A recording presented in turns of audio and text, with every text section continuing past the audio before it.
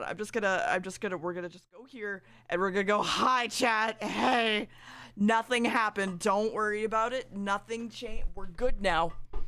We're all good now. Clearly. It's stream time. This is T, hi. It's true. We still can't hear well, what do you mean?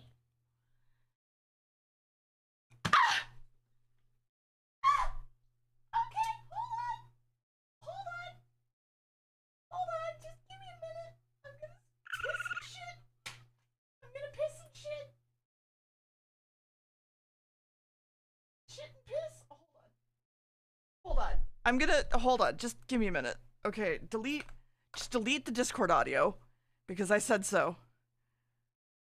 Audio output capture, Discord. Okay. Chat, there's that. Okay. Chat. Oh my fucking god, I'm sorry that I just blew everyone's fucking ears out.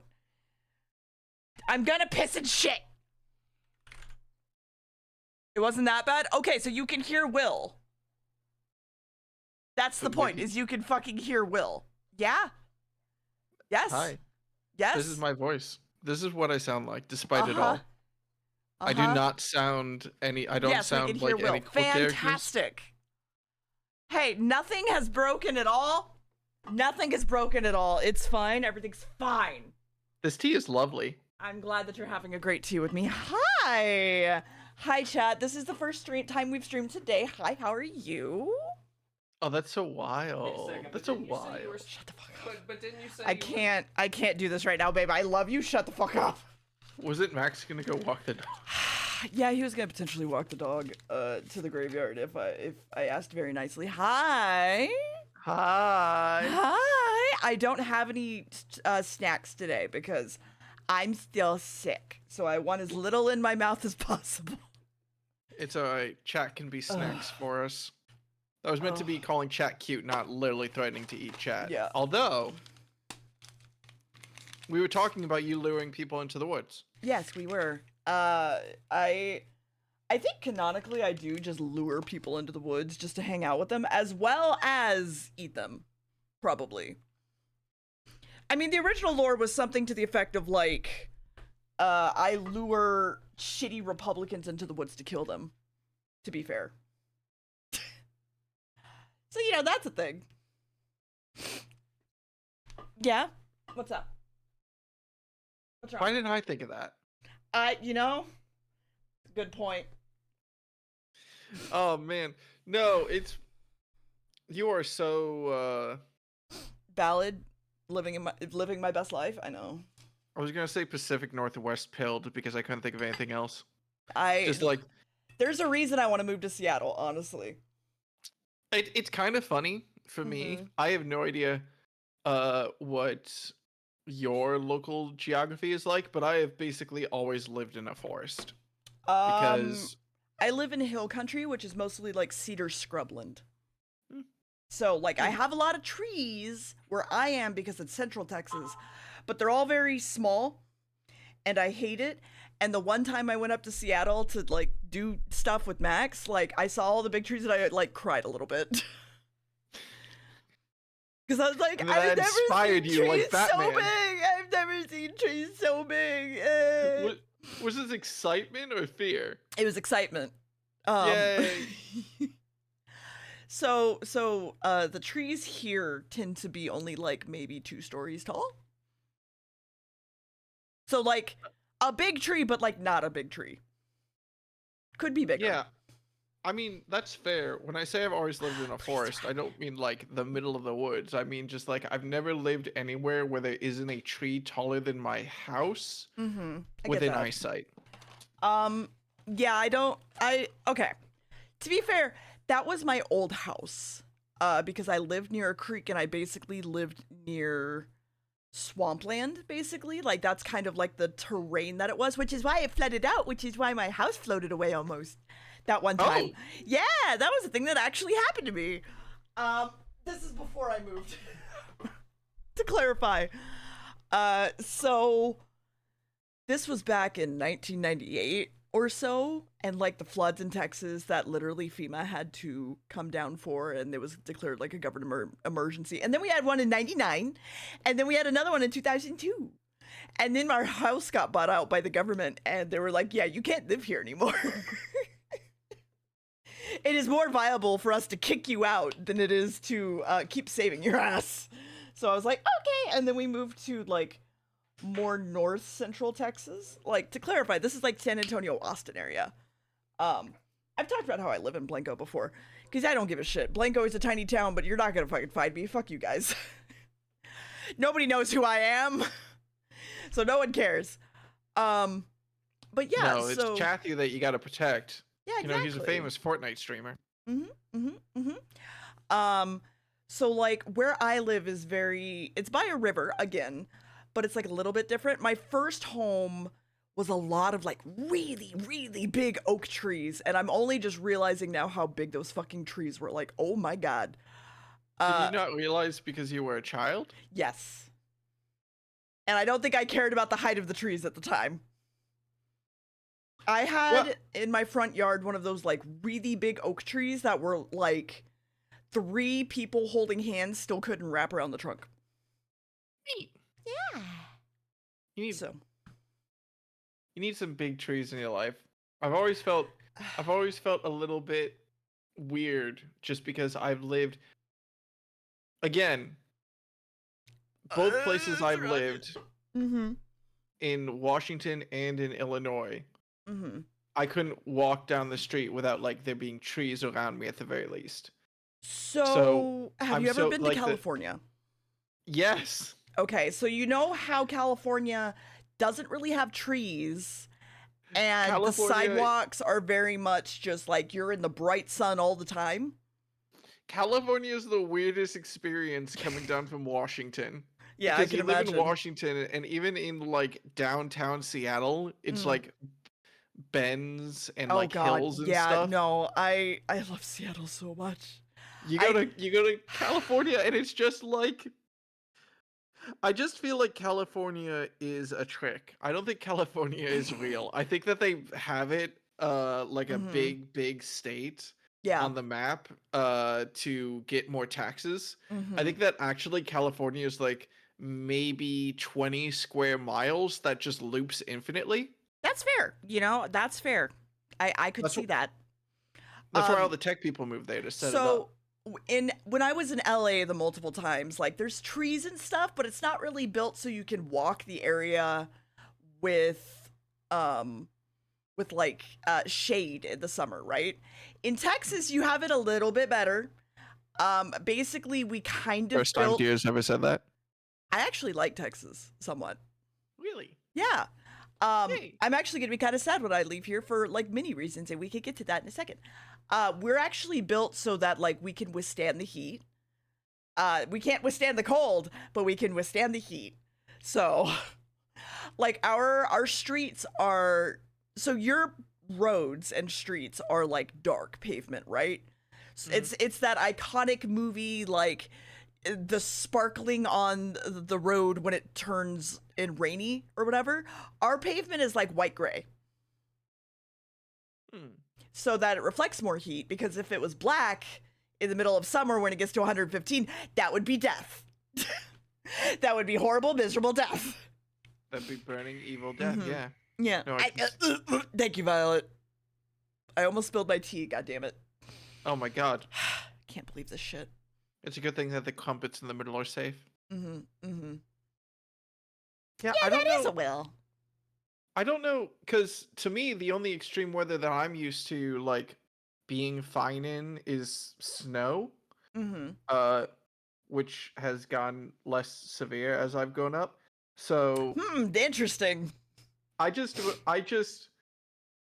to me, I've never really had any problems with heat because when it's warm out, I've just always been fine. I remember even back in high school, I think I might just as an individual be pretty heat resistant Mm-hmm. because I have lots of memories of just like walking around in the middle of the heat and being fine while everyone's complaining. Yeah. Uh, but also with snow and stuff, like that's what Illinois at least was built for. Mm-hmm. Illinois is great with snow trucks and salt, and like even in the middle of like blizzards, and there was a winter vortex when I was in high school, and the school was still open for like at least part of it because we were just like, it's fine. There's some snow on the ground. Oh yeah. We can deal with it. I As opposed, I was gonna say for us, a little bit of ice and we shut down. mm, So, you know. that's extra funny for Texas because at least for okay, for Illinois, because winters actually get cold, Mm-hmm. everyone knows how to drive on ice and snow pretty quickly. You learn in your first winter, or we don't worry about you anymore. Um, but you go into the death pose and then just everybody ignores you from here on out. yeah, a little bit. But I'm a little bit surprised that Texas shuts down because at least with Washington, I can understand a little bit Mm-hmm. because in Washington, at least in the Seattle area, and I realize I have to narrow my focus here because I only know Mm-hmm. about the Seattle area. Yeah. But the Seattle area has so many people who moved in, half of which, one, don't know how to drive in cold weather, and Mm-hmm. two, don't know how to drive on hills, which was me when I moved here. I didn't know how to drive on hills. They terrified me. I So what do you mean drive on hills? You just slow down faster. you just slow down faster or speed up faster. Now, the Yeah. problem with driving on hills is when it's wet. Oh, go slow. And the yeah, you would think so, but everyone in Seattle drives like a maniac. So Of course. no one knows how to drive around here because they all Mm-hmm. moved here, which is why it makes sense to me in the winter, whenever there's any ice or snow, a lot of sections of Seattle just shut down because Yeah. it's like, listen, we didn't trust y'all that much when it was like 20-degree slopes Mm-hmm. and it was sunny. 20-degree slopes and now there's like a little bit of snow on the ground. Mm. We think that you'll die. I mean, that's probably true. But also, like, Seattle has a lot of public transportation, right? Like, that was We part have, of what we liked about it. yeah, I really like I mean, my heart will always belong to the L in Chicago, just because I love Mm. it so much. Mm-hmm. But Seattle's public transport is pretty solid. I mean, Get I can't yourself an complain. Orca card. Get yourself an Orca card. I can't Yeah. complain because the only place that I can't easily go to Mm. is my brother's, just because he lives like so far north that there's not a line, like a bus line that goes. That's a lie. There's a bus line that goes straight from like downtown Seattle to him, Yes. but not one that goes from like me to him. Mm-hmm. I've taken it, basically. I went up north to go see Dan Jones, whenever I was there, and we had to take a subway, like a rail, to another rail to a bus that we sat on the bus for like an hour and a half, and we're like, "Hi, Dad, we're here now." Yeah, Seattle's transport is pretty great for getting from anywhere to downtown. Mm. It's getting We were. around. Go ahead. Sorry. I was gonna say it's getting around downtown.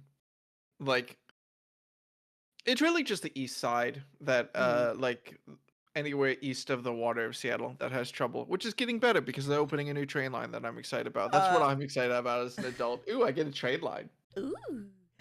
It's like an adult getting a new piece of cookware. They're just like, "Oh my god, I can cook so much stuff with this." Oh my god. And then they use it twice. Yeah, pretty much. I mean, I don't. I actually try to cook pretty often. But I was gonna say, whenever me and Max were staying there, we stayed in the college district, Mm. which wasn't too bad because we literally could walk outside, cross the street, and there was a subway entrance like right there. It was great. Um, I forget the hotel we stayed at, but it was like nice. Um, also we're in an ad break, but I don't give a fuck about ad breaks during tea time. Uh, What but you yeah, gonna do? nothing. Yeah, no, my I have a coworker who lives in the university district and it sounds pretty nice.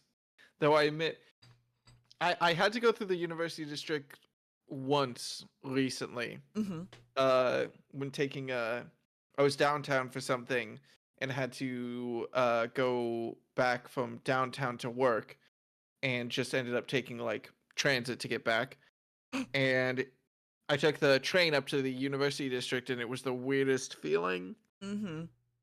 I just I I have such a weird feeling around colleges because I've gone to two different schools, which are like on opposite ends of the spectrum. I went to a big state university that had Mm-hmm. like 10,000 students in its freshman class, Mm. and that was out like basically in the middle of nowhere. So it was just like the college town, the university, and then like corn for like an hour in all Oh God, directions. yeah, And okay. that was it. And like the college town was like pretty decent because the university was big, so there was stuff to do if you were a kid and everything. Mm-hmm. But Same like darkness. it was basically just everything revolving around the university. Mm-hmm. And then after that, I went to a school that was 1,000 kids, like maybe 2,000 kids total. Oh, my senior year graduating class was like 2,000 children. Yeah. Because we were the only school for a long time before the second one was built that like people could go to out here, and that like out here was exploding. So we had a huge senior class. We had to break up graduation into two different graduations. It was a that's whole big thing. number. I didn't graduate that year, but yeah. So wait, they had to build a whole new high school just because Yes. people were giving that much? Yes. Fair. So the thing is out here is everything's like a good distance away from each other, right? For me to go to the store, HEB, uh, is like 30-minute drive or so, depending on traffic. It's a highway, right? And I go like 70 miles an hour, but it's still like 30 minutes away.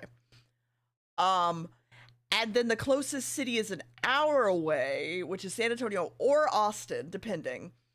But we also have a McDonald's 15 minutes away. And then I have a couple places I could eat food in town, but they're really not great because they're all run. I also love HEB so much, Sharanya. It's so good. HEB loves Texas more than Texas loves Texas. Damn, that's a statement. Okay, whenever a hurricane hits, like HEB like whips out like free food and like brings out trucks and feeds people and shit for free and like gives them actual food. FEMA came out once and gave me a burger that was just like shitty buns, a tiny piece of meat, and that was it. And I was like, oh, okay. It's not a bit. HEB genuinely takes care of Texas more than Texas does. The real disaster relief. HEB and Waffle House. Mm-hmm. Whataburger was the way that you found out if people had electricity or not with the last hurricane. Because the app was like, yes, the app literally was like, these people, these Whataburgers do not have electricity right now, so they are shut down. And so you could open up the Whataburger app and find out which motherfuckers were open or not based on the amount of electricity they had. You know, I know the Waffle House Index. I've never heard of people tracking disaster relief through Whataburger. It's a new one for us too, don't worry. I need something to set my teapot on that won't melt my mat. Hold on. Oh yeah, no, I'm a fraud. I'm not ready. If I want more tea, I gotta actually run over to. Oh my god, if I want more tea, I'm gonna have to heat up more tea because I just realized I left my kettle open. My kettle is an instant electric kettle, so I just have it here with me. Yeah. I should probably get an electric kettle. I literally got this kettle for these streams. So, you know, it's a write-off. It's okay. But yeah, I was saying like everything is like a good distance from you, basically. So you kind of get used to like driving and you go by distance, not time. But then you move to Austin and it's time, not distance. Because of all the fucking traffic and the horrible fucking drivers. Mostly the California expats now. But regardless, so we kind of got all used to this like large entire county, like Spring Branch and Spring Branch County, all basically went to Smithson Valley, okay? And it was Okay. like it's a good high school. Like it's not bad. Like it's well kept. Our football team brought in a lot of money. It was kind of the only thing they really funded because yeah, we had a like multi-million-dollar football field. It was a whole thing. We had an FFA that brought in a good amount of money. I was part of that. And if you don't know what FFA is, it used to stand for Future Farmers of America, and it basically was like, "Hi, I'm a rancher and I want to learn to raise pigs." Or cows or sheep or rabbits or whatever, and you would take them to show and you would sell them for slaughter. Like literally, that was it. So don't befriend your animal.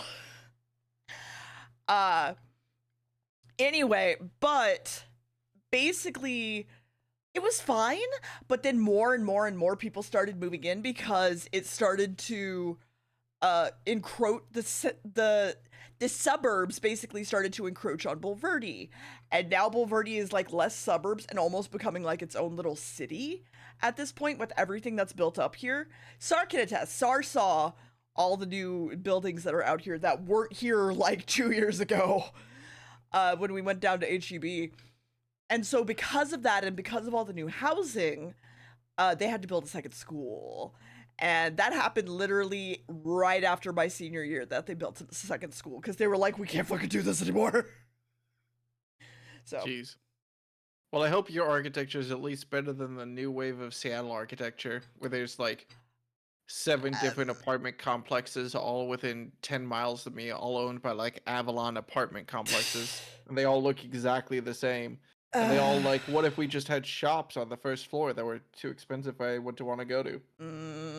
that just sounds like gentrification, but yeah, I know what you mean. That's very Austin sounding.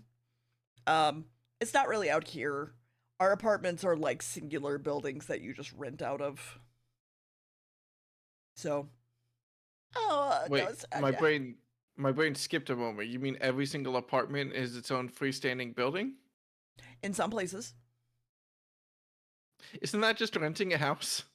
You would think at that point there are also like a lot of duplexes out here, and then my apartments are like 2 buildings next to each other, and then like each building has 2 stories with like a house, like 2 duplexes, okay, facing each other, okay, Okay. and then there's like a little like bridge and some stairs in between them, and Okay. then you have a second layer of the same thing. And then there's like little house, like little single bedrooms. Like the 3 bedrooms are on the front. The 2 bedrooms, which I have, are on the back. And then the 1 bedrooms are like over here, like connected to the side. I think I know what. Yes, I know, Sar. You're fine. Yes, I know. I'm like, listen, it's fine. We opened the stream with you talking about how you need to lure people into the woods to eat. Yeah. You're just using a broad definition of woods here. Mm-hmm. I mean, I do have a state park right like next door that I could just go walk around in some trees in.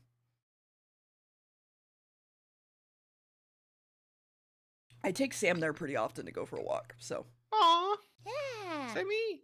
How is Sammy? He's okay. He's in a massive fear period right now that we think is just his adolescence, but we're not sure. But it's so bad that he got taken off of service for a little bit. Oh. We have to wait until he's like 2.5 or so years old, and then we'll find out like if it's a full fear period and he basically failed as a service dog, or if not, and we can keep going with training, blah blah blah. It's a whole thing. I love spending $8,000 on a dog only for it to maybe fail. It's very fun. There you go, buddy. Well, listen, he's a very. I think he's very brave. Every single night, I've heard. There's 20 odd little monsters at the end of your bed that he loves to attack. Yes, basically, he does like eating feet. It's his favorite thing. Is Sammy part of the DeerBits canon at all? I want DeerBits canon to be you as like this monstrous figure in the woods, but also Sammy is just there unchanged. He's just happy. You know what? Yeah, sure. Why not? Why not? Sure. He's just a dog that hangs out with me, sure. He's a dog. And we see like fan art of you of just like hulking, bloody arms suddenly like weirdly outstretched, But fingers a little one bit. outstretched arm is reaching out towards his service harness. Like the That's how massive you lure. claws just still holding onto the service harness. That's how you lure people into the woods. Is they see Mhm. Sammy and they're like, "What a good boy!" And he drags them in, and then I kill them. Yeah, no, that works. I'm okay with that. Yeah, I'm good with that. I imagine Sammy actually just sitting there, like not like he's a service dog. He's trained to not get. He's trained to like ignore certain levels of outside stimuli. He's supposed to be, Right? yeah. That's the problem that we're having with this fear period is he gets scared of things and can't focus on anything but those for a while because he's scared of it and he tries to like run away from it. Mm. Yeah. It's all right. The murders will help with that. Mhm, We'll train him mhm, up to be mhm. used to it. We'll train him that these people are not to be feared; they are to be victims, and that's where we're going. Technically, he can still be a service dog in our house. That's fine. He does fine at home. And I'm home 90% of the time, but the times that I'm not home, I still need him to be a service dog. So I'm just like, Sam, please, come out of this, please. Buddy, please, I can't have spent $8,000 on you just for you to fail. And yes, if you didn't know, service dogs can fail. If they can no longer perform the tasks that are given to them, they are considered a failure and a dropout of service. This could be anything from if a dog becomes reactive, like because like if a dog gets bit by another dog or like it becomes human reactive or whatever. Hold on, got it. Okay. Anything and everything can make a service dog fail. It's fucking hard and terrifying. It was like one of my biggest fears when it came to Sam was, oh god, what if he fails and I feel like I failed him, sort of thing. Joy, he just knows that he loves you. I know. And I love him. He's a giant fucking brat, but I love him. I did just spend 6 hours yesterday grooming him. 6 hours? Mm-hmm. How does it take? Hang on. You sent me some photos of him. He is a majestic looking pupper, to be fair. But 6 hours to groom him? Yes.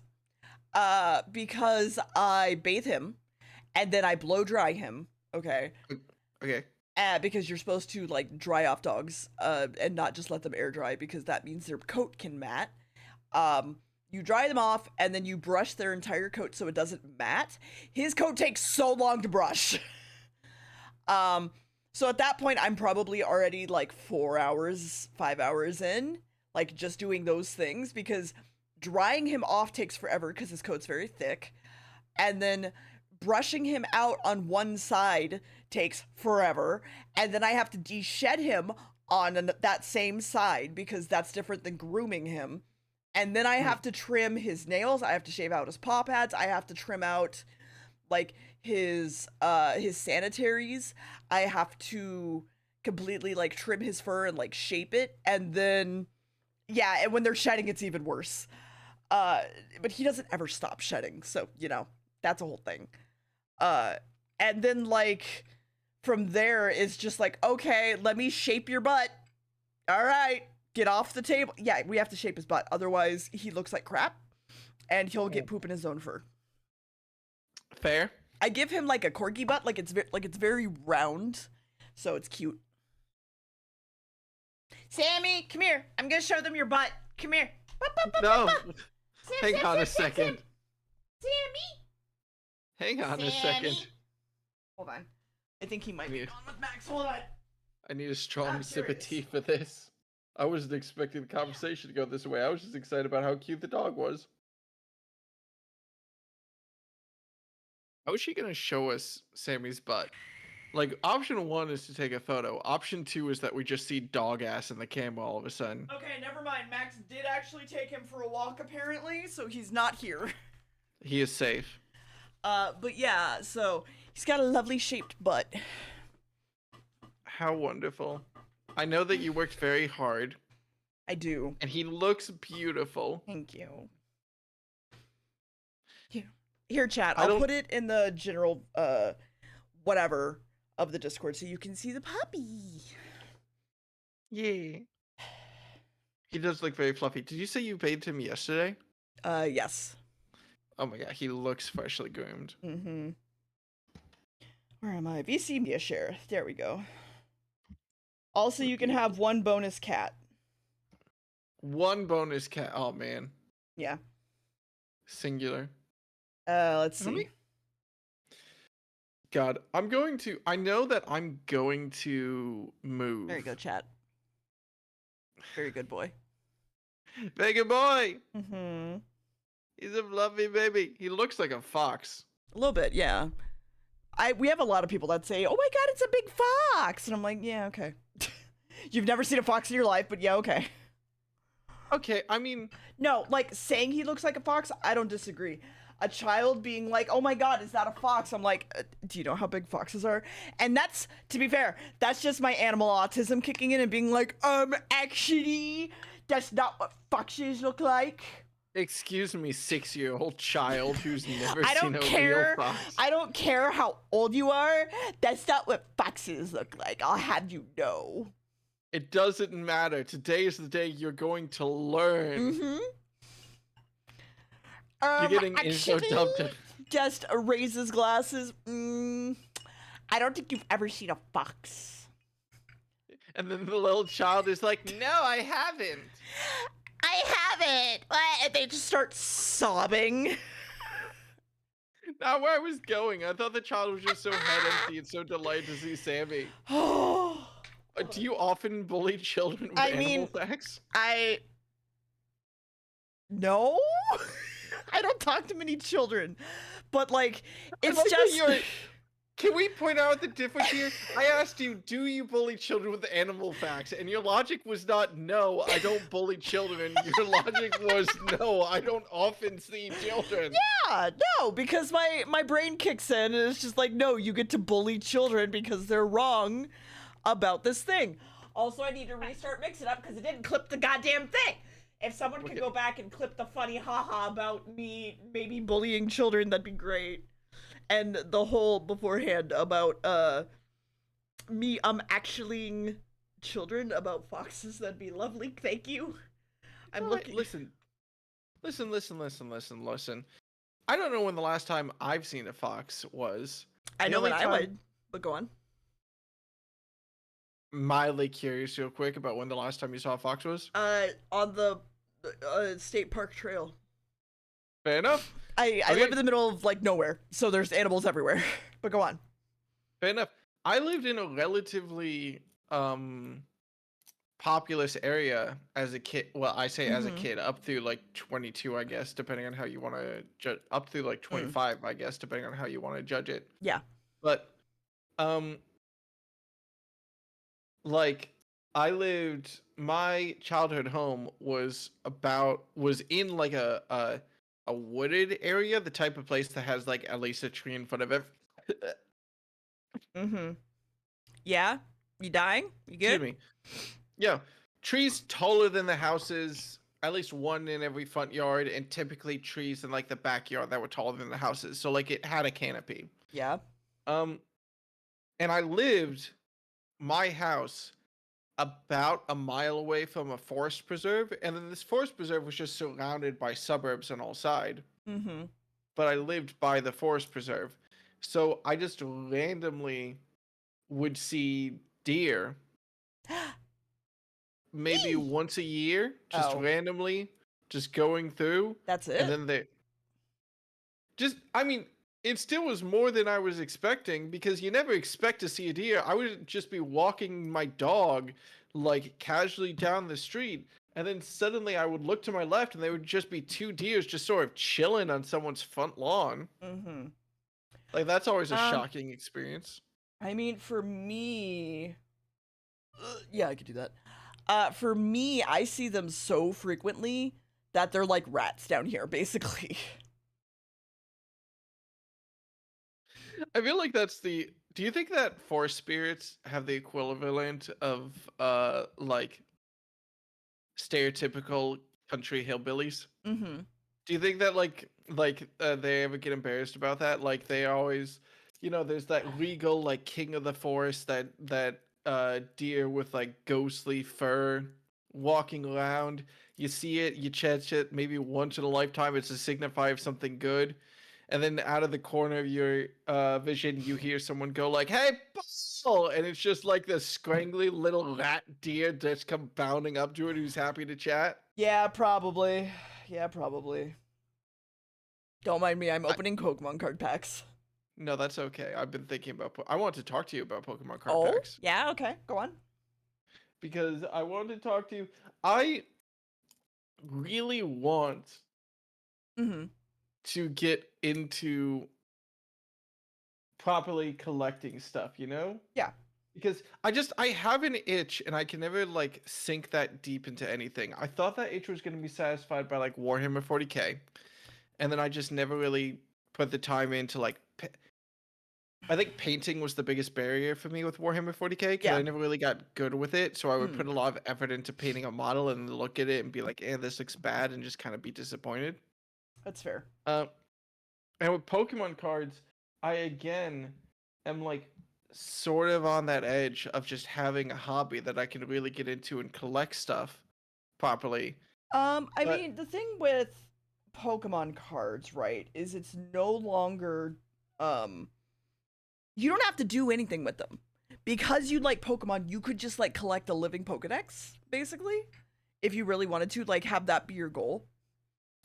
well, Yeah, they don't keep their value very well either, yeah. I've never honestly thought about it as keeping their value because their value is that I have them and I like them. Yeah, exactly. But Um, like, I hang on, let have me a grab. large stash of Pokemon cards if you would like to start a collection, and I could just give them slash sell them to you. It's we have cards that are like of decent cost, so Well, let me let me show you two things. I'm gonna get up and I'm gonna be back in 1 second because there's two things I'm gonna grab. okay. Okay. You know what? I'll grab mine too. Fuck it. Fuck it. Fuck it. I have a hand cam. Fuck it.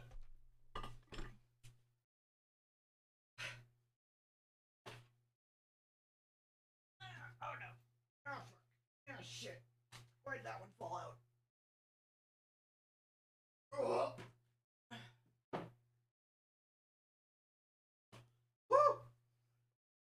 Woo. Oh.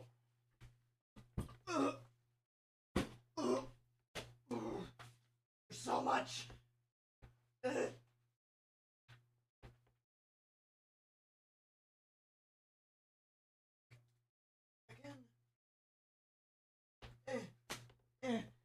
Okay. Hello. Hi, I also grabbed my Pokemon cards. What's up? Hi. Hey, what's up? So, the two things I wanted to show were one, this has been in the background of like basically all of my streams, but this is probably my favorite decoration I own, the two of them, which Mm-hmm. is, I think I've shown this to you before at least, which is, No, I've never seen this.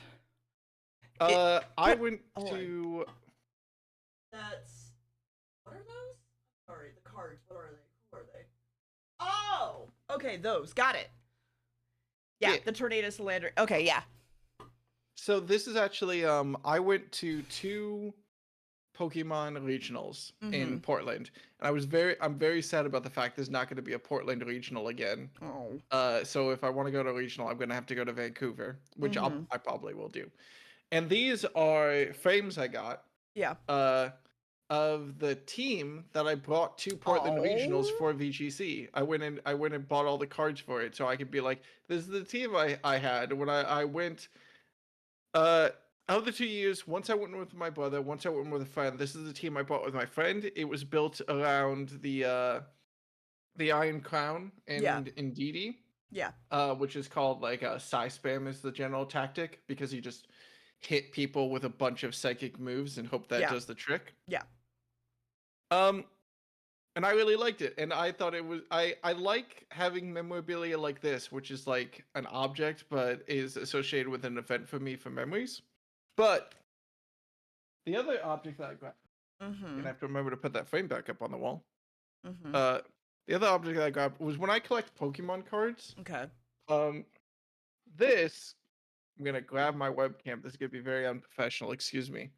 This is Mm-hmm. what I typically do with my Pokemon cards. I typically, Mm-hmm. it's perfect. Nice watch. Thank you. Hmm. I typically this is my collection so far, Is it by and it's generation? no, it's sorted by type because Okay. typically, let me do this. I'm just gonna grab this type. I want to say this is electric. So what I've been doing over the course of the last year Mm. is sorting them by, I know it's very beautiful, but I've been sorting them by like evolution lines and by Mm. type because I really like playing the Pokemon game. So Yes. it's nice to me to have like a collection where it's like, oh, well, I know that I need for my deck, I need some Regielekis or something. So Yeah. there we go. I have them super easily accessible to me. Okay. So when I go into buying Pokemon cards, Yeah. like the reason I'm dancing on the edge of it so hard is Yeah. because this is satisfying to me. Mm-hmm. Oh my god. Yeah. Mm-hmm. Go on. Okay. I'm sorry. The echo of the dick slamming on the table has Yeah. distracted me. No, go on. I was just gonna talk about like, like trying to think about like, well, I have fun buying these. Do I want to go like harder into it so I actually have like a Pokédex that I can display essentially? Or Mm-hmm. do I want to go like a little bit softer into it? Maybe just like it's really easy to, since the thing I like doing the most is buying cards to like play the game. So I could just like buy singles because there's a lot of really easy ways to do that. This is our I'm living decks, afraid. by the way. They're I all am in terrified. order. Look at If we you. have a hollow, it goes on top. Stuff like that. I have to grab something. Wait, no, hang on. You reminded me of something. Mm-hmm. We also go by the order of release versus like the Pokedex order. So that's what we do. Oh my Generally. god. Mm-hmm. I'm just You gonna keep reminded me. going, but go on. No, of course. I forgot I had these. Mm-hmm. Do you know these are the Pokemon cards that I had when I was a kid. Oh, just wait. I have something lovely at the end of this book. But that's Yeah. fantastic. I need to, oh my god, I should get like a binder or something for that. That's Mm-hmm. really cute. But yeah, this is the kind of thing that me and Max are like, we're glad that we did this up to 150, but then we kind of burnt out after collecting the first 150. But we have a good amount of cards still. So like if someone wanted to, I don't know, buy the cards, we were gonna potentially sell them at one point, but we never got around to it. Um, we could just be like, here you go finish the decks, and they'd be like, okay, let's skip forward some. I'm looking So is for, this and then we also have the Alolan and the different ones, basically. Yeah! Love Dreepy. But yeah, we have all the different forms as well. And then, Oh, I where just is it? realized though, because I saw the shiny, and that shiny Dragapult was like the most recent set. So you've been keeping up on this. Yes. We also just randomly like going out and just buying Pokemon cards. These are art cards that I bought from an artist that I really like that are the Pokemon as Godzilla, basically. If you can see those. Neat. Yeah. And then let's see. We also Wow, have some of those are some Digimon cards, don't worry about those. We also have like the original like Safari Zone sets. They're not in perfect order by any means. And then we also have come on. All right, well, you're going to be a pain in my ass. Got it. Some of the magic cards of Godzilla because they did a commander deck of Godzilla cards. And then I also have oh my fucking god. Oh my god, hold on, because this is so heavy to close. Okay. I mean, aside from the Rayquaza GX, we bought some fake Pokemon cards too. Those were funny. I don't remember what we got out of them, but they were funny. And then we Wait, have... what does that mean? Fake Pokemon cards? Like they sell like trading card packets of the old style of cards or something? No, like someone on eBay made, or not eBay, Etsy made like fake Pokemon cards, and we were like, hee hee. These are technically all of our rares, like our good rares, that are technically worth something. Like we have so many of these, like the stained glass Articuno Zapdos Moltres, for example. So these are all of our like worth something, etc. Also, again, like the original movie Mew, for example. So we have that. And then Oh yeah. we have, here they are. Here's the fake Pokemon cards. So Slowking and Hypno, Lapras and Vulpix, just a Slowpoke, a shiny Lickitung, a badly drawn Donphan. If you notice, it's a whole thing. And then the most amazing card of them all is the one who Max made. Max made this card when he was a child. He made it? Yeah, if you notice, it's a Mew. It's got 3,000 HP and it does 5,000 damage if you use Pound. For 1 energy? For 1 energy. Oh my god. And then it also knows Hyper Beam that only does 100 damage. Oh, come on. Fan balanced card. And then resistance, everything, weakness, none. Clearly. And then he also made like a holographic sticker back. Wait, can we talk about the fact that it knows 1 energy pound for 5,000 damage, but how many energy was Hyper Beam for 100? 4. Because I think he just copied the actual Hyper Beam, basically. Yeah, that is an accurate how good Hyper Beam is. I'm not done, by the way. Oh no, of course. I wouldn't expect you to be. And then there were the Eevee evolutions in the Safari set that like that you could see through the thing. And then there was also the Japanese rare collector set for all the starters sort of thing. Like it was a whole thing. We have so many Pokemon cards, man. Oh, okay, I'm done. Now, I also have a whole bunch of Animal Crossing cards, too, but that's a whole other thing. So this book... The thing I can't remember is I cannot remember... When it comes to this was me and both of my brothers. So it's... I think it was my brother who actually, like, collected decently. So I literally have no idea, really... Like, I'm sure all these, like, half of these cards are just absolutely beat to shit. Come here, buddy. Like, some of them are just marked. Come here, bud. You can have tea with me. Thank you. Sammy can have tea? No, it's,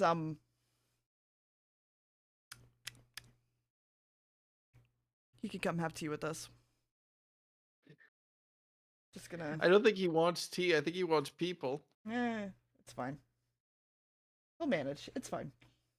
It's fine. He'll manage. Some bergamot tea? I mean... Whoops. I'm just flipping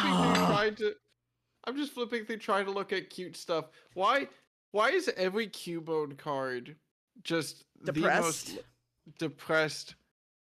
Because his mom died. Why did they have to do that? Yeah, why do they have to have a happy, fun family? Oops, sorry. Why do they have to have like a happy, fun family gathering for this Cubone to not be a part of? I know. Great. I wasn't gonna use the candle. I just wanted it to like smell it. Like literally, that's all I wanted it for. I mean, I could light it, but like I never planned on lighting it in the first place. I mean, isn't like Cubone known as like the crying Pokemon or whatever? Yeah, why do they have to do that to my man? Because his mother died, and he's wearing their skull. Yeah, he's literally a child. He's just hanging out. He's just trying to chill, and they had to do that to him. It's alright. I'm sure that this Pokemon collection is the type of thing that would disappoint a collector, at the very least. No good cards, and anything that is like remotely interesting is damaged. Let's go, buddy. What type of tea are you drinking, by the way? So I've had 2 so far. This one is a caramelized pear that I wanted to try. But the other one was a lemon lift black tea. Because I was like, I'm still sick. I should have something that doesn't make me cough. So I was I having think a lemon and honey tea, basically. I think I need to expand my tea horizons. I'm bad at drinking. Okay, this is something that it's mildly bemusing to me Mm-hmm. because as a 18 to 20-ish year old kid, I was always disappointed and a little bit annoyed that I never liked any bitter drinks at all. I couldn't drink Yeah, coffee, no matter how much my mom told me that I should definitely start drinking coffee. And I just never really liked any of the beer that I ever tried. I don't like Uh, beer, but go on. I just couldn't get into like bitter drinks, but I always liked the aesthetic of them so much. Mm-hmm. And I think what finally broke through to me was maybe passing out on a call at work in front of my boss and Oh, being like, well, it's time to make sure that I drink coffee. yeah, That's that fine. makes sense. It's fine. It was only like the first 2 months of my job. Oh my fucking god, Will. Um, so I don't like tea generally. Uh, Me and Anna started tea time because I was like, Anna, make me like tea.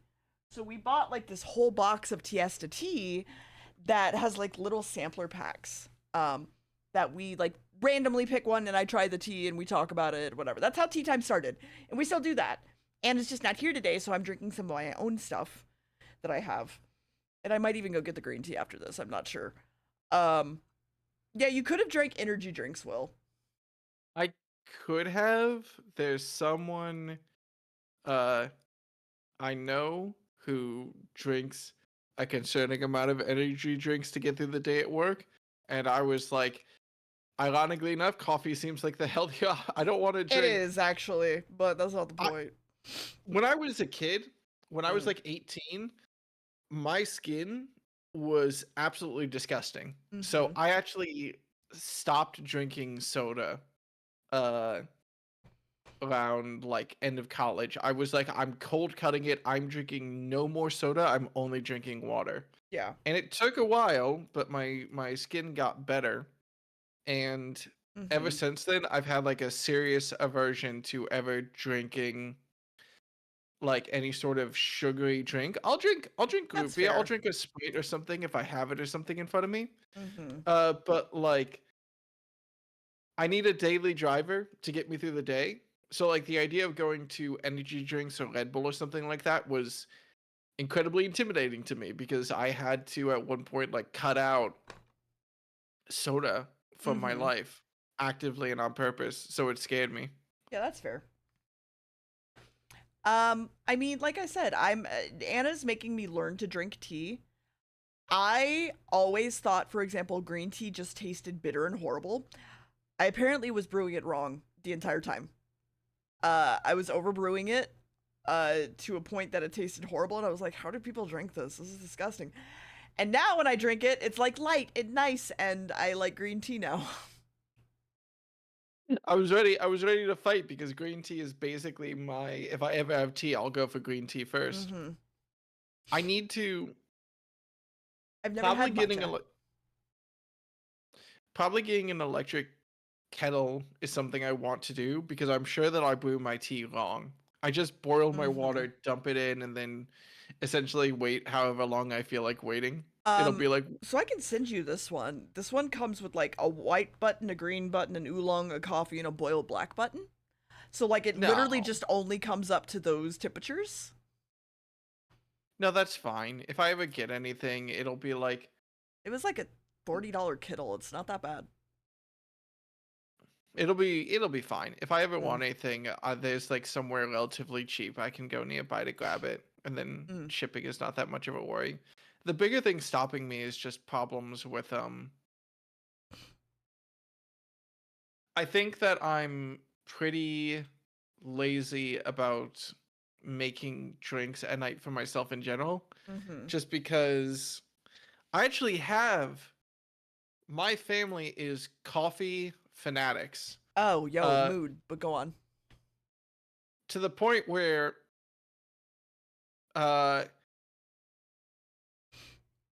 I can tell you the lineage of how this spread throughout my family because it was actually my mom who, Mm-hmm. whenever we went on road trips when I was a kid, we went on driving road trips. And my mom was the type of person where it's like, we need to, first thing in the morning, I'm going to get my coffee and I'm going to be kind of mad and kind of bitter until we get my coffee every single morning. That's called addiction, but go on. And to her, she was like, well, I want to visit local coffee houses in the area as well and be like, Mm-hmm. what are all like, I don't want to go to Starbucks. I want to see like a local coffee house in the area. What do they have? Type Yeah. of thing. While also being a little bit annoyed and like groggy about it in the morning until she got her coffee. Mm-hmm. Don't talk But to me until I have my black coffee. Yeah. oh yeah, no, full that, full that. And she and my dad went on a trip to Italy at some point, Yeah, go on. and and the whole time before this, my mom was desperately trying to get my dad to enjoy coffee. Mm-hmm. Just like whatever chance she got, she was like, try this coffee, try this coffee, try Yeah. this coffee, try this coffee. And my dad always bounced off of it because he had working taste buds. Um, uh, Okay. so then they go to Italy, and my mom is like, listen, we're in Italy. I want you to try an Italian espresso. Mm. And then if you don't like it, I will never bug you about coffee again. And she was lying. She just wanted him to drink Oh coffee. yeah, of But course. but of course, like, give it a shot. And that finally is what like flipped the switch in my Oh dad's yeah, head, no, good coffee will change a lot of people's minds. which is very funny because skipping ahead a little bit, now the only time he's talked to me, he's kind of dunked on Italian espresso because according to him, Mm-hmm. uh in Italy at least, they drink so much espresso and it's a lot cheaper. It's like the equivalent of like he estimated around like 2 or 3 euros a cup for espresso. Yeah, But and they drink like 2 or 3 cups a day. yeah. And he's like, the reason they drink so much and they drink it's relatively cheap compared to here is Mm-hmm. just because like the quality and the strength is a lot lower compared to like a snooty like an espresso snob's version of espresso. No, we live in a capitalist society that has made coffee like $10 a cup because we're fucking assholes to people. That's what it is. Well, according to him, Mm-hmm. like the reason why it's very common practice in Europe to have coffee at like 8 o'clock at night is No. because I, to be fair, it was actually also like a couple days ago. I was in a call with someone, Mm-hmm. from Europe who went to like Spain recently, and was like, "Oh yeah, no, we were having coffee at like 8 o'clock at night. It Yeah. was just no big deal. You just have coffee. It's Yeah. whatever." No, I don't see any problem with that personally. Like even an on-American coffee, I don't see any problem with that. I could never do it because I would always stay up. But Uh so me and Max are so caffeine pilled that coffee basically doesn't wake us up anymore, which is why I have to drink Red Bulls usually. Which is why I take my heart medication in the morning with Red Bull. what do you mean you take your heart medication with Red Bull? No, I don't take Hang my on, I don't take my heart medication. I take my Adderall, sorry. that's still that's not worse, But it's also but it's not not better. good. It's a lateral move is what it is. Why do you take your you can't Mm-hmm. Go on. Go on. That feels like the perfect way to start your day by saying like, "Oh no, of course, I start my day by counting my heart rate. I don't put my fingers up. I just sit in a chair, grip the arms, and I'm like 167." So part of it is I have chronic exhaustion, okay? To a point that like if I don't take my Adderall, which I haven't taken today, I get exhausted. Hold on, I'm yawning. Thank you. I get exhausted to a point that like I can't stream, I can't function, I'm falling asleep every fucking like time I sit down. It's bad. Part of that is the heart medication I take. Before that, the only way that I could really combat it was Red Bull. Uh, and currently my Adderall is in a place where we're not sure what we're doing with it because it makes me clench my jaw and it makes me grind my teeth at night a little bit sometimes. But I'm also technically not a heart failure case anymore. Heart failure is ranked on a scale of 1 to 5. Thank you. 1 to 5, which 5 is basically you are dying, and 1 is it doesn't really affect you. When I was in the hospital, I was a 5, and now I'm basically a 0. I basically have no effects of my pulmonary hypertension on my body. I can literally go running, and it does not matter. So live fast, die young, make a pretty corpse. And I'm going to continue to drink Red Bull probably for a while until it actively starts to hurt me, and then I'd probably stop. Well, at least you of all people will know when it starts to hurt you. Yes. Um, Heart palpitations are actually pretty normal, just like for me normally. So everything is just kind of like, I don't care. I'd rather be awake and functional rather than, whatever.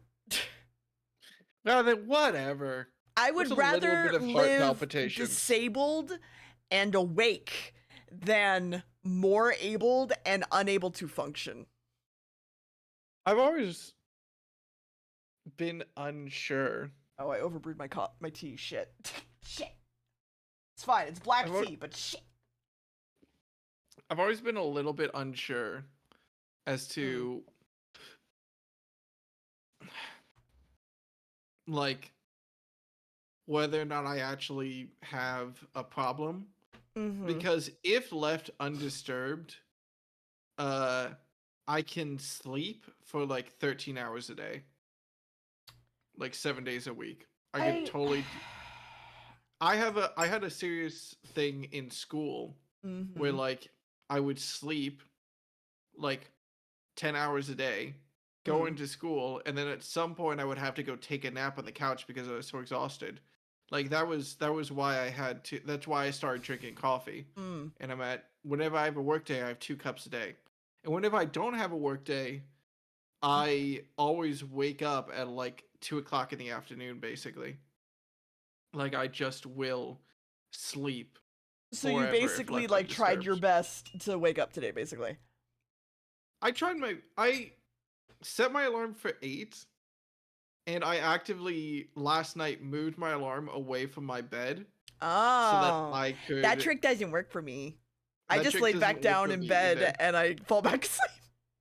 I got surprised at one point because my alarm went off and I didn't know where it was, and I looked over and I found it, and I was kind of hoping that I would like ease into my day. And then when my 8:30 alarm went off, I was back in bed so quickly that I was kind of confused what happened. Yeah.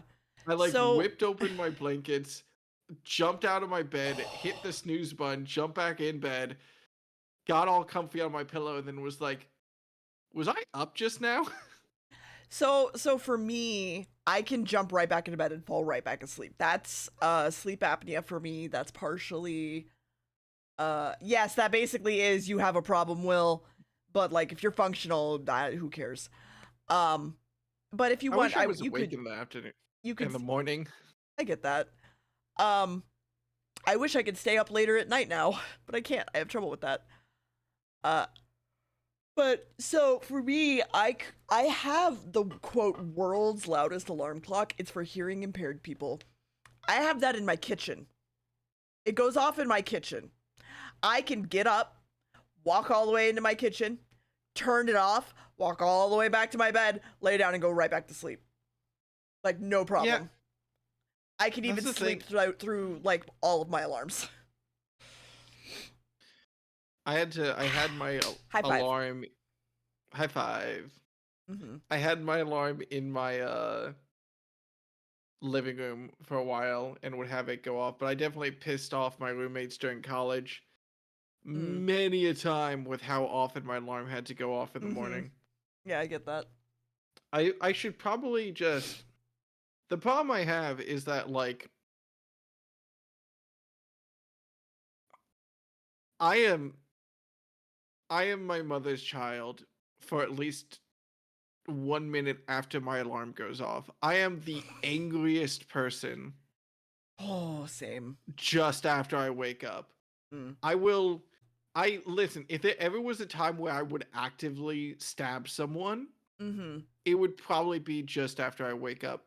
If you ever want to experience me, but like at my most violent, Mm. if I ever like am just passed out in front of you and you like jolt me awake, I will go full like Dead Space. Like, Yeah. I'm gonna get up and stretch and go to the bathroom and blow my nose, and I'm gonna go get a snack because, like, right now my nose is just like, uh, uh, right now because I'm still sick. So I'm gonna be right back. Will, you're in charge of chat. oh no. Be entertaining. What? Oh God. Okay. This is my butterfly knife trainer. It's not real because those are illegal. I actually have three. This is if you ever want a silly little fidget tool, butterfly knife trainers are great because they're like $7 or $8 in like a drugstore or like shipped online. They are so cheap and they are the most satisfying things to like play with, whether you know what you're doing or not. Because all it is, there's no edge, there's no blade on these, so you can't hurt yourself. The only thing I will say out loud is that the I have three because they came in a 3-pack. There's a oil stain one, which is a very pretty, a black one, and then a just pure silver one. And you can tell that the paint messes with them because the silver one is the only one that like swings correctly, which is why I don't have it with me. I have it at work because these are so like gummy and stuck up compared to it. But if you ever really want like a solid fidget toy, butterfly knives are great because whenever I'm debugging, my boss can always tell how well it's going by just the speed of the knife in my hands. Just sitting at my desk, just doing this for like 20 minutes straight. If there's a welt on my backhand, it means it's going great.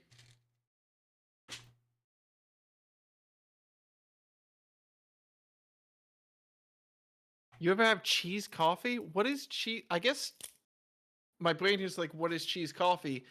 But it feels kind of self-explanatory. Yeah, no edging for N and N MRA pores. Okay.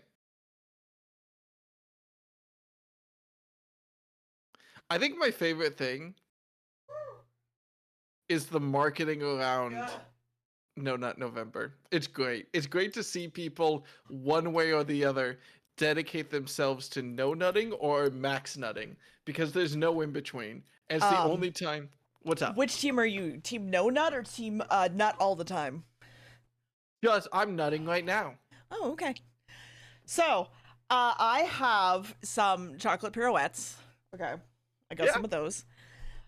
Some HEB sugar wafers, strawberry flavor. I picked up my green tea that I like, that I can get from HEB, that I've had with Anna before. A cheese stick, singular, and a bag of Trolley Sour Bright All-Star Mix candy. Neat. Yeah. Just melt the gummy worm inside of the tea and you're great.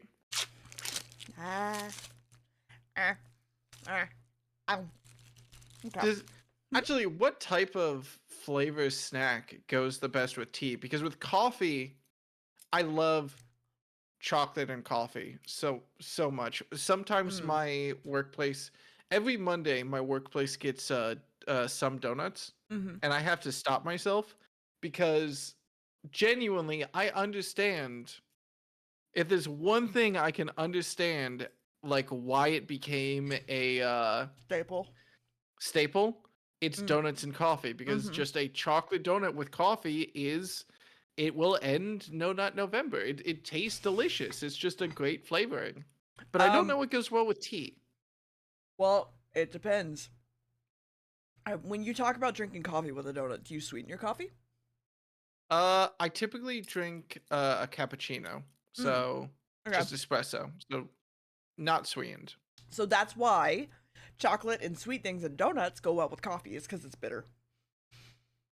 So in the same vein as tea, you generally have like crisps, basically like British crisps and biscuits and things, or fruity flavors that are sweet instead of like the chocolate and stuff, which is why like fruit teas are like very nice. But if you don't sweeten your tea, generally you have like a jammy dodger with it or something shortbread and cookie. Yeah, shortbread cookies are a good one. Those sugary strawberry wafers would be another good example. I'm trying my best to like think about like what shortbread. I'm picturing like Biscoff. Oh no, there's like no pirouettes left. No! My love! No! God damn it. Asterion is upset at you calling something else your love. He's sitting right there. I know. I'm sorry, baby. It's okay. I'm right here. I mean, I could go pull out the $800 figure, bring it over. On stream, probably not. It's Without not violating. No, it's not the naked version. I sent the naked version to Saranya. Really? Mm-hmm. I didn't want the naked version. I'm not the type to go with like a full dick out figure. That's not my thing. Like I think it's funny to own them, but I wouldn't display them.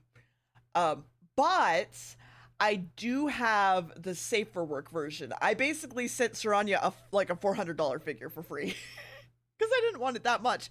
And then I took the other extra penises and I sent one to Anna too. Fun fact. What? It like the processing time for what you just said was not very long. The post-processing time, the analysis is what, you know, when you have like a piece of work, when you have like a beautiful poem, it doesn't take that much effort to understand what the poem is saying. But understanding what the poem means is, I'm basically saying this says a lot about society, about you mailing Asterian's dick to Anna. Like that. It's I believe, what a beautiful friendship. What a trusting friendship. Here, hold on. Hold on. Here you go. Here you go, buddy. He's massive, by the way. That's a big man. Yes, it is. He is 1/4 scale. 1/4 scale? Yeah. Like, he's hefty, buddy. That is okay. I'm sorry, it might be the previous conversation, but God, that's a bulge in his pants. It's really not compared to what I've seen of his other stuff. Like, I get it, but like... Here, let me get the whole base. That's a dude from Baldur's Gate 3. Yeah, that's Asterion. Also, yes. That being 1/4 size still feels small. I feel like 4 times the size is still... Okay, hold on, because I dropped like an important part. Oh no! What is that? Is that a foot long? Yeah, or so. Asterion is canonically 4 feet tall, chat. Be the short king you want to be.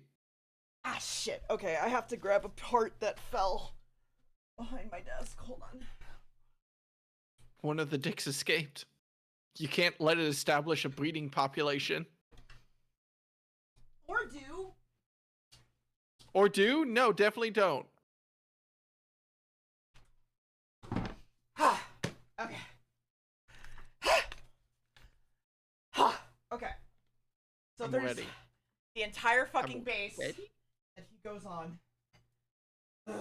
Oh, wow. Yeah. Here, let me move the tea so I don't spill it. Probably the right call with a $400 figure.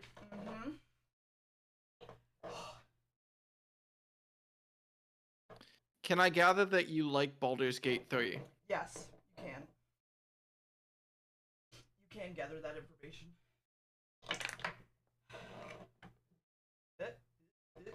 Come on, sit your stupid little pose. That is a pain in the ass to get you into. Rearrange the pillows. He has to look as comfy as possible. Have you tried offering him a biscuit? I could. I really could. And yes, I know my webcam disconnected. Hold on. I'm in Minecraft to discover one of the world's best kept food secrets. I'm dead. Goodbye. It's an ad. That's what it is. I'm a disembodied voice. I'm here in search of the most incredible apples. And There's only one way to get them. Drink water. Go to the Text Tree for decades, and Text I'm a friend mother. and tell Oh. them that you love them. Text your mother if she's alive. It's delicious. And you have a good It's so relationship with juicy. her. I don't know. An amazing discovery. With enough apples from the jungle, I'm off to meet a guy who's been revolutionizing farming technology.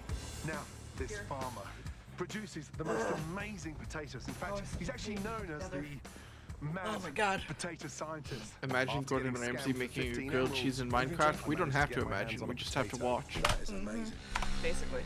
When will Minecraft add grilled cheese? This I is the don't kind of understand discovery that sends me straight back to the Minecraft's kitchen. development. Chonky 32 months Yeah. and Tastes the most Why? amazing Someone- That's some potatoes. adorable chatter. Next, I have so I'm much off to a sympathy place for them that's because, supposed to have like, the finest ingredient in the land. it is, and presume. Actually, I'd be very curious to see Minecraft's active player count, which I only assume they can get because you have to log into Minecraft in order to play it. Okay. So it seems to me like they There he probably is. could track like logins per day. There's the boy. There he is. That is the man. That is the man of the hour. There he is. Okay. There you go. There you go, chat. There's the boy. He just got home from a long day of murdering people. He That's why really there's still did. blood on his knife. I'm trying to pose him within the camera pretty well. What does it say in the book? Hold on. Hearken close and Dear beware of the diary. vampire because of its cold beauty, beware its charm, beware its source, above all, beware the pale noble. I think this is the, if I remember correctly, this is the rules of like being a vampire that you find in Cazador's mansion. Spoilers. I'm pretty sure it's things like that. Hi Tanner, thank you for the tier 1 cheeseburger. Anyway, this definitely, knowing what I know about this figure and what these indents are, because I know for a fact his book goes like here with one of his hand poses, makes this very funny. But it's fine. It's fine. It's fine. It's fine. There we go. There you go, buddy. I just realized that if you scale, Oh, and to clarify, he did have the dick muzzle, but I accidentally apparently sent that to Saranya, even though I was meant to keep it. oh, Hi, I'm Anna. sorry. The question is that if you scaled, if you had a real life, one-to-one scaled Estinian, would his dick be as Estinian? big or? Estinian? I'm thinking of the Final Fantasy 14 character. What is Oh this my God. wafer? Huh? What? They're supposed to be this big. What? Huh? What? It's a big. Huh? Okay. It's Damn. two of them stuck together. All right. Damn. Anyway. Enjoy your wafer. Woo. Okay. Anyway. I can't remember this man's name. His dick was like about that big, or so. It was like pretty hefty. It like comes up to like mid thigh. I'm picturing that if you had him at a one-to-one scale, his dick would be the size of his figure. Yeah. Probably. God bless. Do you think they had to have a meeting about that? So this isn't official merch. No, I know, but like they have canonically, you can make the characters naked, and like someone had to decide the size. Normally, when you make a character, like I can't imagine any sort of conversation, usually around like, oh, make sure this dude is this size or whatever. Make sure this. Unfortunately, there probably are conversations about like, make sure the boobs are this big or this small or whatever. Oh yeah, But 100%. I want to be a fly on the wall of that meeting. Right. Where they were like, all right, here's Okay, the I'm gonna put him 6 back. Go on. Here's the 6 male companions we have in this game. What are their dick sizes going to be? Because we can clearly decide this at some point. Or do you think there was a director, like an art director's note? Like, actually, I think their dick needs to be bigger. Make it bigger. There has to have been, right?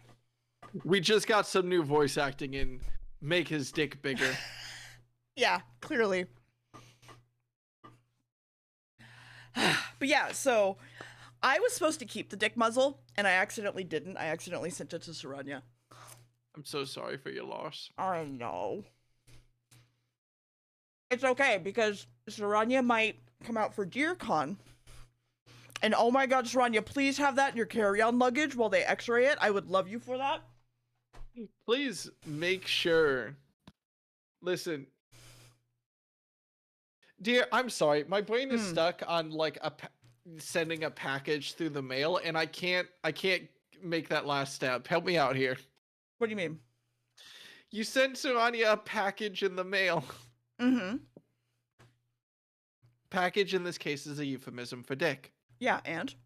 And it was like, a full figure, completely well wrapped in styrofoam, so it didn't break because it was an expensive fucking figure. There was so much styrofoam. It's like a $400 figure. You need to make sure that has styrofoam. Mm-hmm. Well, it was $800 altogether, but yeah, I'm saying $400 because she got like a full body, a full. Yeah, it was the PPP packing plus DLC. Yeah. Beautiful. I think that if you have that, you have to put it on like a coffee table. And then when guests ask about it, you need to say that the figure is worth more than the coffee table. Like, just point that out.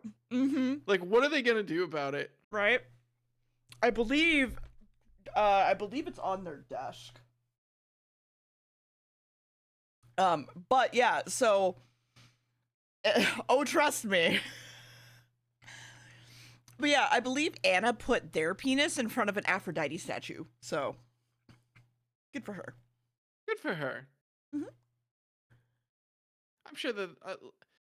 But yeah, Saranya, please, when you come down for DeerCon to see if you want to live here with me, please bring the dick muzzle with you, and please, put it in your carry-on just because I think it's funny. For the love of all that is holy, you have to remember to bring the penis. You can't go unpacking at DeerCon. You gotta make sure you send pack it properly. to Will. You should send it to Will. Would you like to see I mean, I saw it when Deer. I saw pictures of it when Deer bought it because Deer was very excited about it. Oh, to be yeah. fair. No, chat 100% funded that figure. Of course I was excited about it. Because they're pieces of shit. That just were like, no, we're giving you this Asterion figure. I'm like, why? There's better things to spend $800 on. And they were like, no. What? No, there's not. What could be worth more than the dick muzzle? Let's be fair. Let's be honest with ourselves. I think that, like, because like I said, memorabilia and stuff, I'm always looking for what games and the like I want to have merch of up on my walls. Yeah. Actually, I can tell you the only thing that I have a figure of, I'm going to have a figure soon, because I know that there is a Scoot. I'm gonna scoot it back, I promise. I know that there's a Final Fantasy 14 figure in that box that I'm just waiting to open. Yeah. Until I actually finish Endwalker or whatever. Until I actually like get to the newest expansion in Final Fantasy 14. Yeah. I've had this box for like 3 months now. Very excited, and was just like, oh, I won't open it until I actually get there. And then the years start coming and they don't stop coming. Chat, I may flip my overlay, like my normal overlay, so the chat is on this side, because I think I like this model having like the button and stuff on this side and looking to the right. I might do that. The bun and the hair does look very cute. Thank you. This is not the model that you unboobified, right? It is, actually. If you notice, it doesn't have boob physics. My chest is a rock, and it is unmovable. No, dear, that's the wrong type of boob surgery. It was supposed to come out, not go in. Oh. God.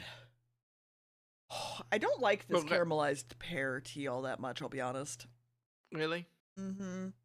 I was sent it by a friend, but I'm just kind of like, Well, was this the black tea that you oversteeped, or? It was only oversteeped by like maybe a minute. Maybe not even a minute. It was like 8 minutes in there, and I was just like, Well,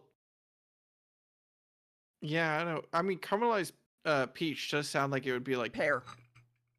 Pear, sorry. That does sound like sweet and the like, but it's black tea, which is more bitter, question mark? Mm-hmm. Do you have a favorite tea? Right now, I had a green tea that I really liked that I tried with Anna that was very nice. I don't remember which one it was. But then I also have a Tiesta tea called Blueberry Wild Child, which I like quite a bit. It's very tart. Yes, Violet. Yes, Violet? Yes, Violet? Yes. Yes, Violet? Hello? Yes. Hello? Violet? Yeah? Hello? Hello? Come up to the front of the class. Nope. Nope. Nope. Ah, nope. Nope. Nope. Nope.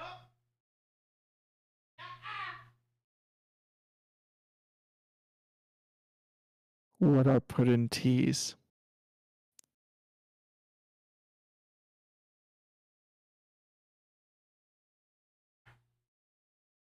I can't believe Deer died. You gotta wait for Deer to get back before you finish the joke, though, of course. Of course. That's only respectful. Nope. You need to... Nope. Nope. I think nope. Nope. Nope. Nope. Nope. Nuh-uh. Nope. Nope. Nope. Ah, nope. Hi. Hey, welcome back. Thank you. Putting these nuts in your mouth. Got it. Yeah. Mm-hmm. I don't know if nuts go well with tea. That's really more of a coffee thing. That's like a salty flavor, so probably not. Probably coffee, right? Mm-hmm. I would say that's more of a coffee thing, and I don't have any hot coffee with me today, so. Mm-hmm. I've realized so much lately that like, do you know who Cabal is? No. Okay, so he's a VTuber that I've become friends with in the last like couple of months. He used to be my Oshi, actually. He was one of the first VTubers I actually watched because I was like, I like your VTuber, it's not super anime, and I like your voice. Because VTubers for me are 100% voice. Like, if I can't listen to you talk, I don't want to watch you stream. Which sucks, because there's a lot of VTubers that I'm like, I like your personality, I like your design. It's not. I'm sorry, Zanri, what? Oh, about the coffee and milk thing. Don't worry about it. You were talking about your Oshi. So Cab was my Oshi for a long time, and then he introduced me to Joel, Porcelain Maid. And then I kind of stopped being in Cab's chat nearly as much, and then Cab took a big break because of burnout, came back, started watching him again. And then we somehow became friends, and I don't know how that really happened. I just started drawing him stupid, like, little doodles in his chat, and then, like, now we're friends, and I don't understand how. And it's, like, the same for Joel. I don't know how that worked, but, like, whatever. I've moved communities at this point. Yeah, he paints Warhammer. But I always feel I probably should. I apologize. I don't remember who it was who was like, "Oh, Will, would you like painting more if you did it on stream?" And honestly, maybe just because I'm so bad at it, maybe that can be my motivation to wake up before 2 o'clock in the afternoon on weekends. Maybe. Yeah, Cap and Chathu were both at the grassy knoll together, so that's a thing. But excuse me? Yeah, they were both at the grassy knoll together. They both shot JFK. I have a question. Yeah. How old is Chathu? 12. How long has he been 12?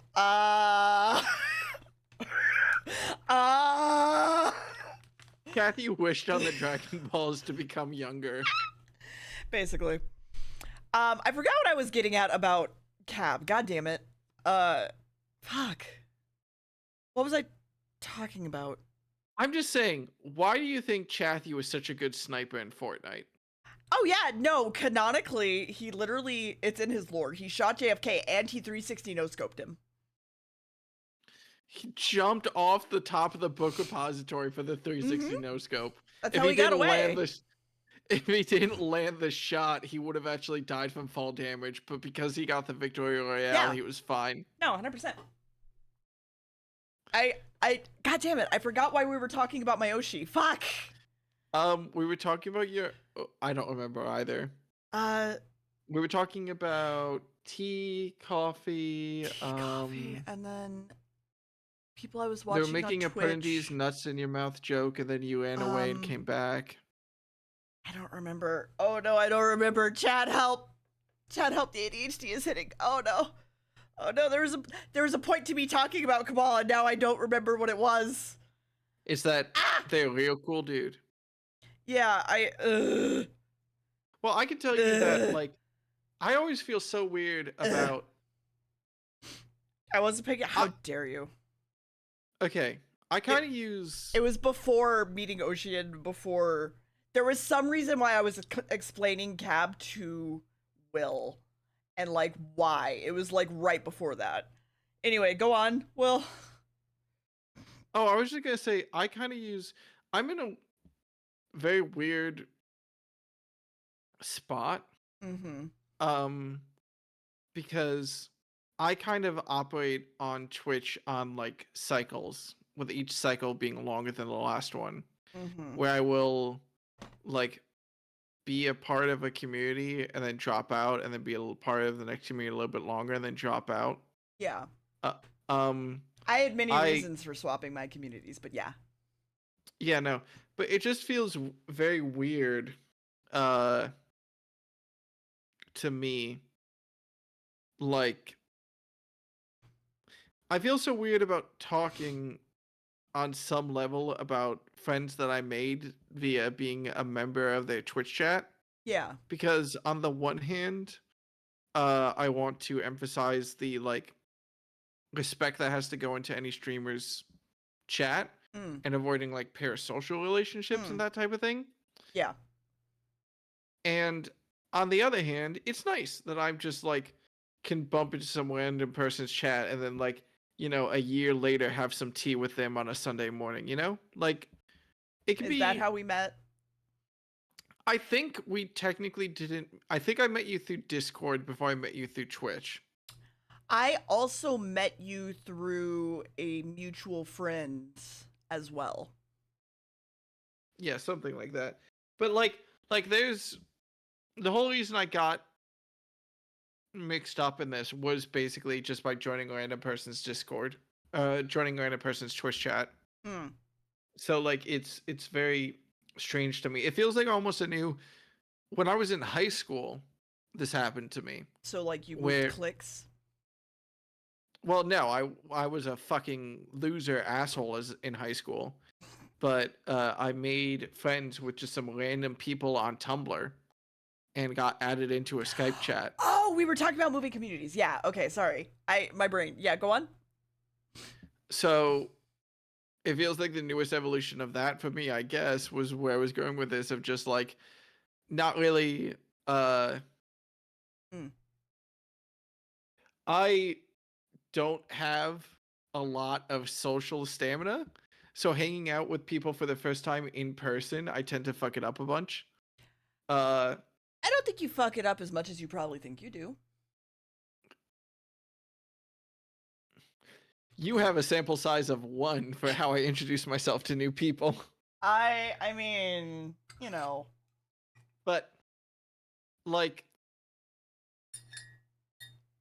I also lost my train of thought with the OG thing. I was just sort of talking about sort of complicated feelings about like this sort of new wave of meeting people online for me, especially with, and it's even weirder for anyone who I become like friends with or chat to, because they pop into like my streams randomly.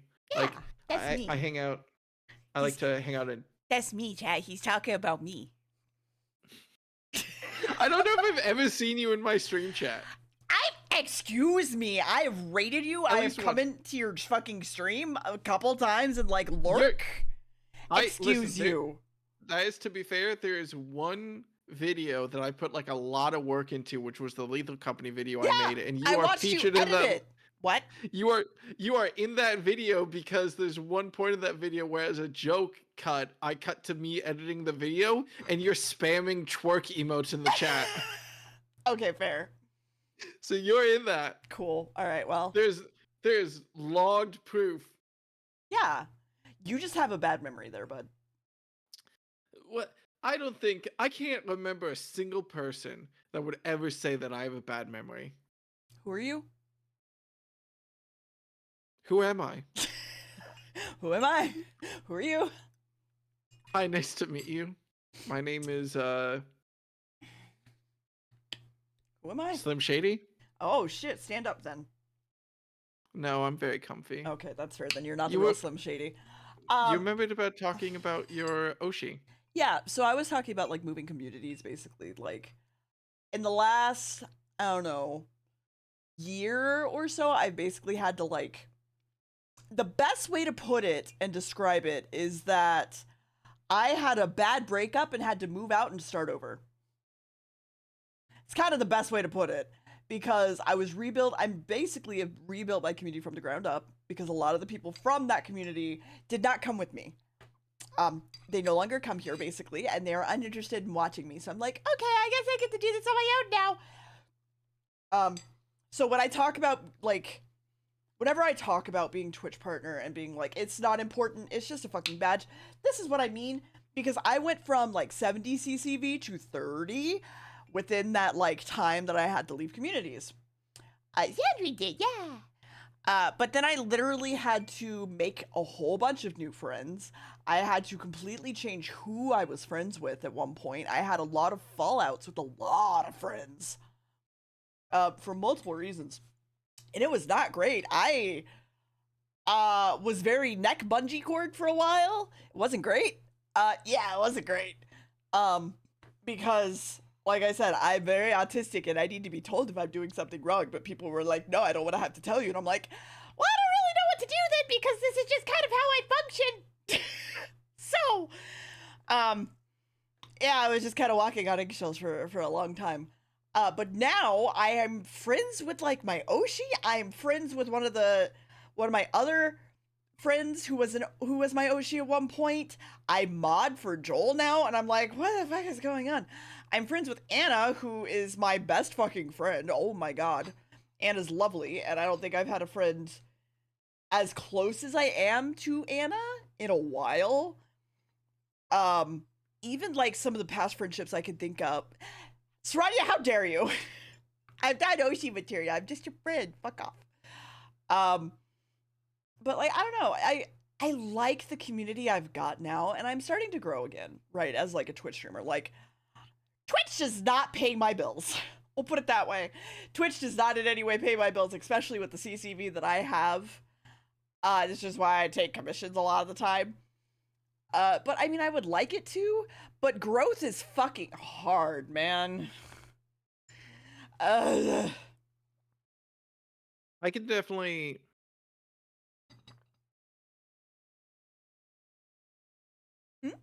I can definitely relate a little bit.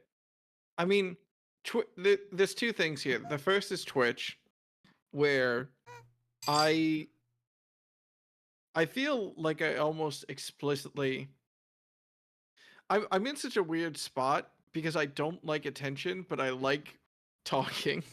I had a weird moment as an illustrative moment at a friend's birthday party like a month ago, where I was just like excitedly talking with people in a group, and I just stood up and was like drinking. It was like, oh my god, I'm gonna yap about this thing about game design for a while. And I realized that everyone in the party was looking at me, and I just like shut down, like, oh, I'm sorry, I didn't know I was doing this. And they were just like, no, please continue. And I was like, I can't. But I appreciate that you're telling me to. But I did realize that I wasn't talking about leaving communities. I was talking about being horny on stream, but go on. Sorry. Yes, of course. Streaming for me is really weird because it feels like it should be performative. Yeah. But Twitch, I have no interest or desire for Twitch to pay my bills. I did like I happily one of my favorite streams that I've ever done was like a 9-hour stream where it was just me. It was playing Signalis. I loved playing Signalis on stream. Um, like, and it feels so weird because it's such a big. Feels wrong to call it a hobby for me, No, but it can be a hobby.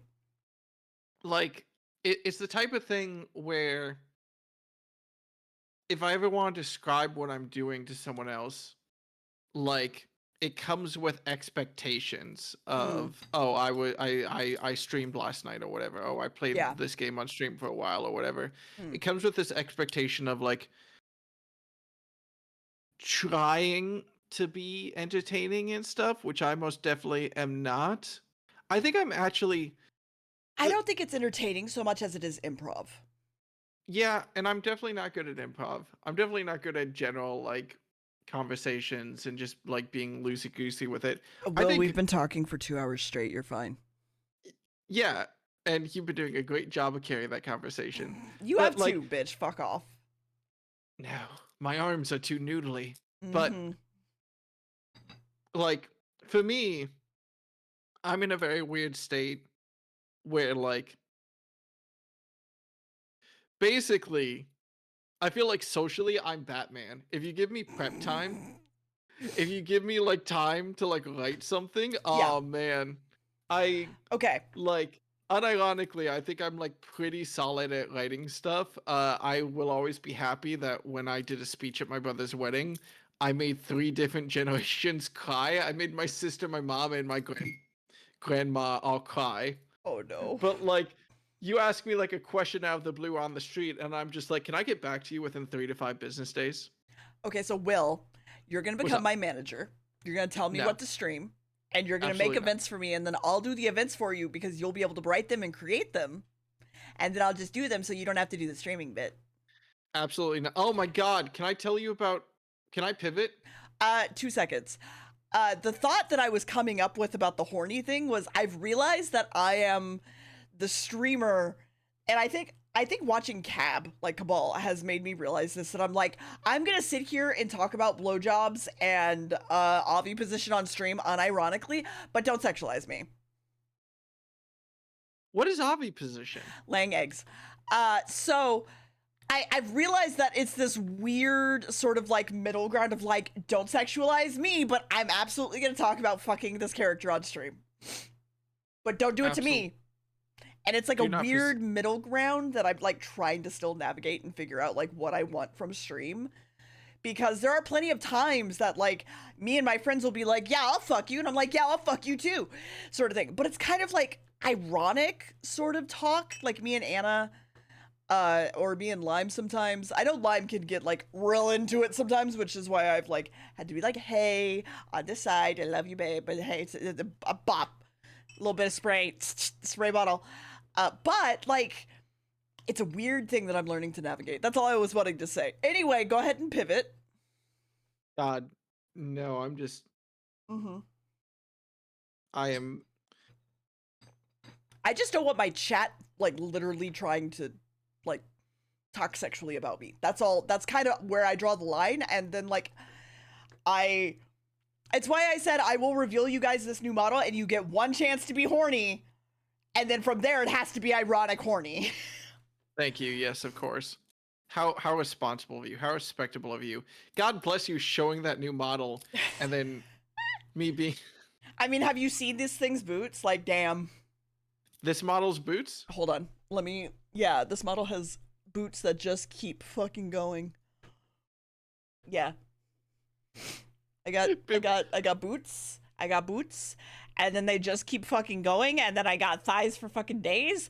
And like I said, you get one for real. I'm horny for this, and then from there it's ironic, or you get kicked the fuck out. Of course. So, I totally get that because I have, God, I had a friend who posted.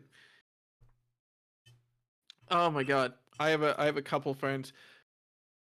My like 80 to 90% of my real life friend group is queer. Yes. So I think we've talked about this, and you're like the only straight one in it. Yeah, so I get asked by my friends like, why is all of your friend group like queer sometimes? And I honestly think that I have a lot easier time talking to gay women than straight women, just because I don't have to be scared of accidentally thinking that I'm flirting or something with gay women, so I'm a lot more naturally comfortable around them. That makes Just with sense, like, especially for someone who might not be able to notice when they're flirting and or be able to pick up on the signs that they are flirting together. They were just roommates, you know? they were just roommates. Casually No, fucking, oh, we're just roommates. No, I genuinely just wanted to tell you that your dress looked very pretty. Not, Thank I you. think, I think I've gotten better though. I think the thing that I've realized is that when it comes to, uh, I don't know what to do with strangers besides compliment them, and so That's very what I've sweet, realized, though. well, what I've realized is that complimenting strangers is actually very safe and very easy. You just only talk about objects, never about them. You just only say like, "Oh, your dress looks really nice right now." Like, "Oh, I really love your shoes. Those look great." You never ever say like, "Oh, you look." I'm trying to think of your like eyes are something that's lovely. no, I'm trying to think about like something that's on the edge, because obviously saying like, "Oh, You you have look great pretty right now" is a tits. problem.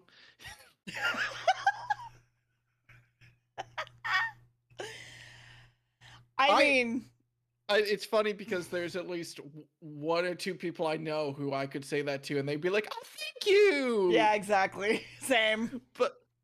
But, like, what I was getting at was, Nice cock.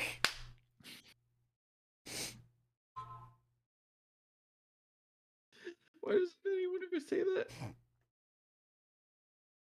Don't. Um, I totally forgot where my train of thought was going. There was something very specific I wanted to talk about. It was about,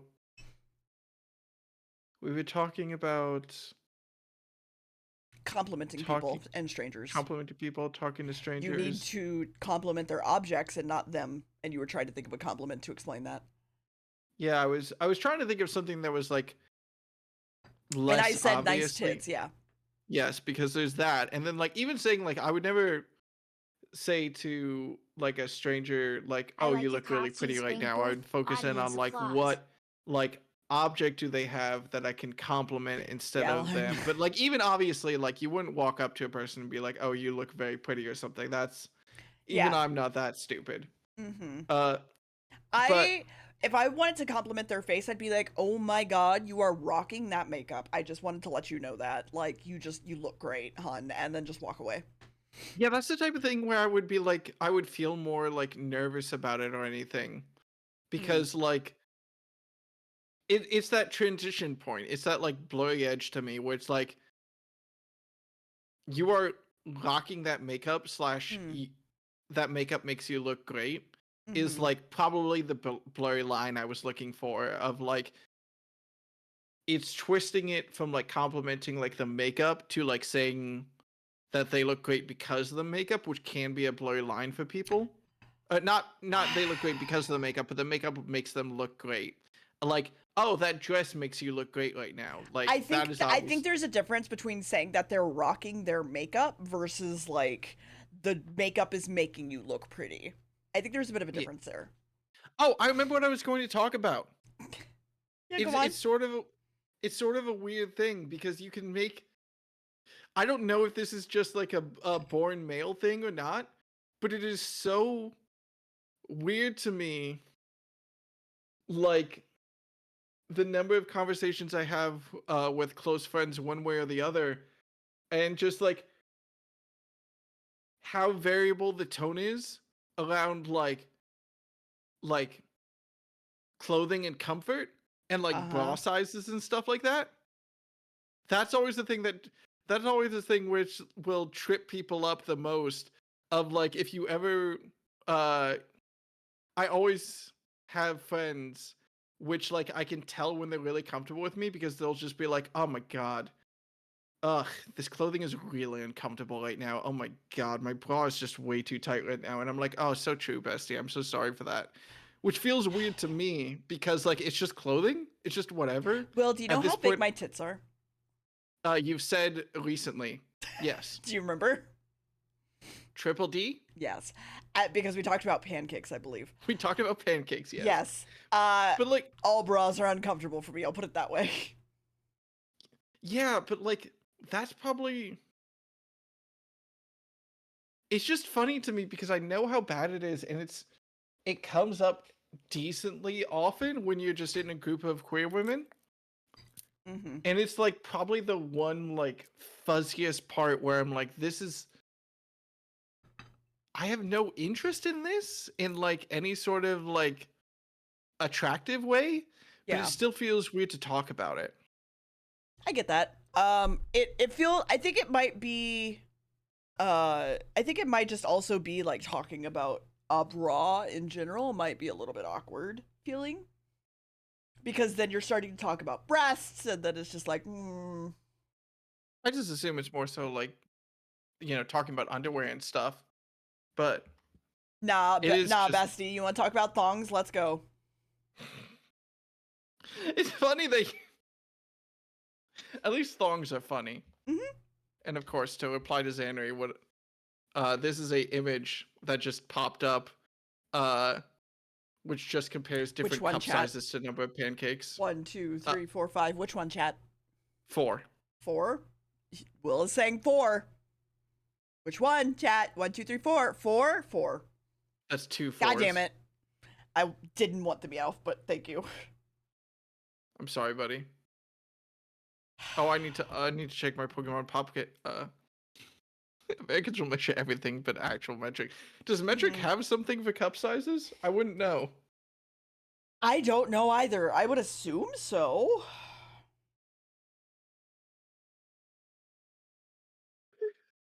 What size bra do you need? Oh, I'm actually 600 milliliters. Yeah. Milliliters? I'm actually like 14 pancakes, thank you. Yeah. Mm-hmm. Oh, I was gonna pivot, but I don't remember what I was gonna pivot to anymore. Okay. Oh, whatever.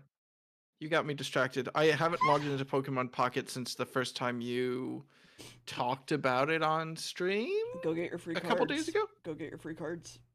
I gotta get my free cards. Oh my god, this game is so evil. It does something so subtly evil that I think is brilliant. Which is the fact that it doesn't refresh every 24 hours. It refreshes once every 12 hours. Yes. But still like locks you at 24 hours. Mm-hmm. That's so disgustingly evil and so smart. It really is. Fuck. I didn't want that card. I I wanted the Lapras. Did you take a peek at the evolutions that are coming out? The cards or the actual evolutions for the new game? Cards. No, I haven't. The next there's some buzz / curiosity around the next main. A new Pokemon set is coming out in like 3 days or something. I forget. Yeah. But the next set has a full new Eevee line. It has a new baby Eevee, it has a new Eevee EX, and it has a new EX for every evolution. Wait, what's a baby Eevee? Just like a single, like, low health. Okay, like, got it. Eevee. So like yeah, okay. Yeah. I want to open a pack. I want to open a pack. Okay, fine. It's booster time. I believe in you. You can make it. I'm gonna just that one. Come on. Oh, there's a thing at the back. And okay, I'll take that. Damn, Gyarados. Damn. All right, shit. I think that maybe my inability to collect stuff is related to the fact that like opening packs and stuff and randomly getting stuff. I'm not the type of person who gets satisfaction too much out of completing a collection. I tend to like, or let me put it like this. You know, in RPGs, just you level up, you get like plus 5% to attack. that like maximizing numbers type of style is just never something that I've really enjoyed in like any sort of story. I don't think I'm immune to Skinner's boxes, but I've never really been good at them, or I've never really been like that enchanted by them. Mm-hmm. I always in video games uh tend to really care about new experiences, like expressing new skills more so than perfecting those skills, Mm-hmm. which is I think part of the reason why I have so much trouble when I'm like I want to collect something. I want to have like a collection that I can look at.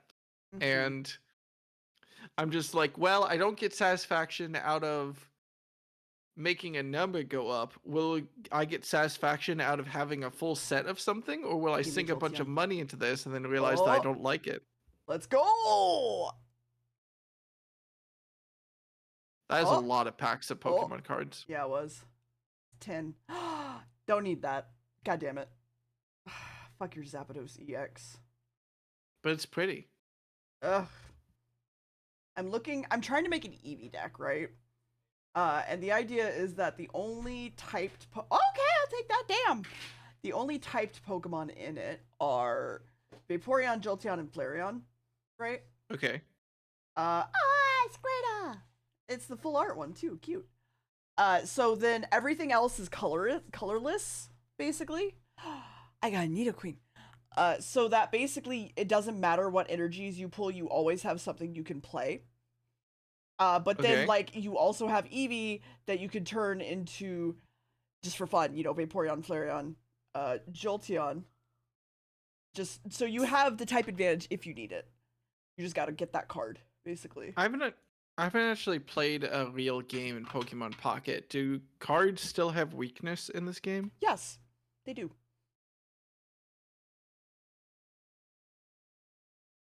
Oh, you have to get up to. Okay, sorry. I got very excited. I got the Jolteon. Sorry. I'm real happy for you. Yeah, here you go. You can look at those. What I got. I got a lot of good shit. You a 10-pack. Yeah. Zapdos. Good.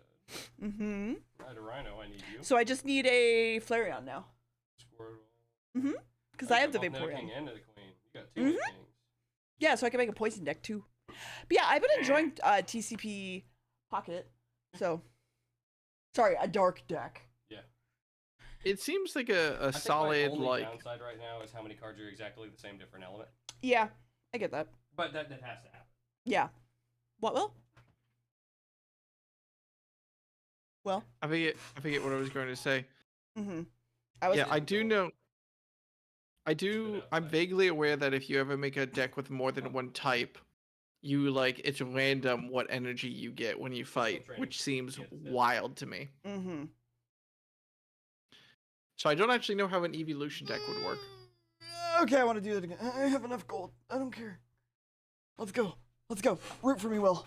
Root for me. I believe in you. I need it. Go. I need the Flareon.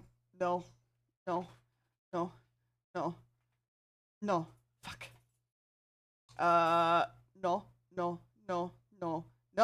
Fuck. No. Fuck. Which pack did you pull? Charizard. No. Fuck. I don't Sucks. need a Charizard. I need a baby. I need a baby, please. I'm sorry, buddy. No. I don't need these things. Fuck. Do you actually Hmm? do you play the game, or are you just really want to complete your set? Both. There's actually like battles in it, and they're quite fun actually. Just like having a little thing to do in your pocket. But come on, Did you just get that? Charizard EX. That's the full art. Yeah. I don't need a Charizard. I'm sorry I for need your my loss, baby. God damn it! I assume this game doesn't have the equivalent of the I don't want to call it the real Pokemon card game, but like in the standard Pokemon card game, whenever you get duplicates, you get a currency that you can use to buy any card that you want. I assume that doesn't exist in this. What do you mean duplicates to get whatever card you want? It in the standard Pokemon online game, Mm-hmm. you can have up to 4 copies of a card. And then Yeah. if you ever open a pack and you get that card again, it just converts Oh, it. I think there's a way to do it, but I don't know if there is that I've found. I know there's a way that it's like if you dust some cards or whatever, you get this thing, and I'm like, okay, cool, but I haven't figured out how to do it. I saw some method to like upgrade the looks of cards, but whatever. Where is it? Go on. I'm just thinking about Pokemon. Yeah, go on. I'm a little bit sad because this Pokemon Worlds was like a month or two ago, so I basically divide up the seasons in my head by when Worlds is. So like I consider this like a New Year Pokemon. And like I said before, I'm a little bit sad that there's not a Portland regional this season because there's that means that max I'll be able to go to like 1 tournament, and this was finally the time when I was going to be like I'm going to go 2. But there is actually, the funny thing is I haven't actually played Pokemon in like a game store in real life. Yeah. The only time I've ever played Pokemon against another human being in real life was when I had a friend staying with me and Hi, we Blue bought Koi. Hi. Hi. How's Denmark? We bought the starter decks to try against each other. Mm-hmm. And that was it. And that was like a year ago. And that's what kicked me off on my journey of spending maybe a little bit too much money on buying Pokemon singles. Yeah, it adds up. Yeah. It adds up. But It adds up pretty bad. But it's just so satisfying. You're just like, I want this card. It would cost me like $1 to buy it and ship it to me. What? And as long as I'm buying it, I might as well buy like 4 copies of it real quick. You know, get that bulk discount so I don't have to pay for shipping again, you know? Yeah, I get that. I don't know. Cold. Send me cold. I want cold. Goddamn. I want some cold. I don't think your power grid wants cold. I know they don't, but I want cold. I want cold. I wouldn't mind some cold in Seattle. I just we keep hitting like 90 in the afternoon. I'm like, this sucks. I hate this. I don't want this at all ever. You know something that didn't occur to me before? It's weird working it's weird joining the games industry post-COVID. Sure, Koi. Because every company is remote, basically. Like a lot of the big studios are remote. You can work anywhere you want, really. I get it. I'm gonna piss my pants. But it's so weird to me, partly because if there's like when I went to school, I worked with people in person at least, but I never got the experience of working. Take your phone and leave me alone right fucking now. Max made me pull cards for him and he instantly pulled a Flareon. Anyway, continue talking. I hate everything. I hate my life. I'm gonna go neck bungee. What's up? No, stop, Sue. No jokes like that. But what I was going to say is that it's just really weird doing remote work and stuff. And when we were talking about the cold, it made me realize, like, oh my god, wait, did companies used to have snow days? Did companies? Well, since I have a remote job, I can never have a snow day. I mean, I go into the office because I have to. Just be like, my heat's out. Sorry. My heat is out, and they'll be like, well, if you run enough versions of the editor, right? Your computer will heat your room. Don't worry about it. Now, in order for me not to be able to work, it would have to be like the power is out. Yeah. In my apartment and in my workplace. Because I go into work because I live like 2 miles away from my studio. Yeah. So that's the only condition basically, besides taking like a sick day. Which is fine and fair. I get that. How you feeling, Will? Have you had a good tea time? I've had a lovely tea time. I'm glad. Do you want to keep talking or would you like to go here? Sorry. I'm still sick. Sorry. Well, I've got a little bit longer in me. I mean, I could Okay. talk. Here's the thing. I watched The Thing recently, Mm-hmm. and I want to talk about it. Have you Go seen ahead. The Thing? I've seen all of them, but go on.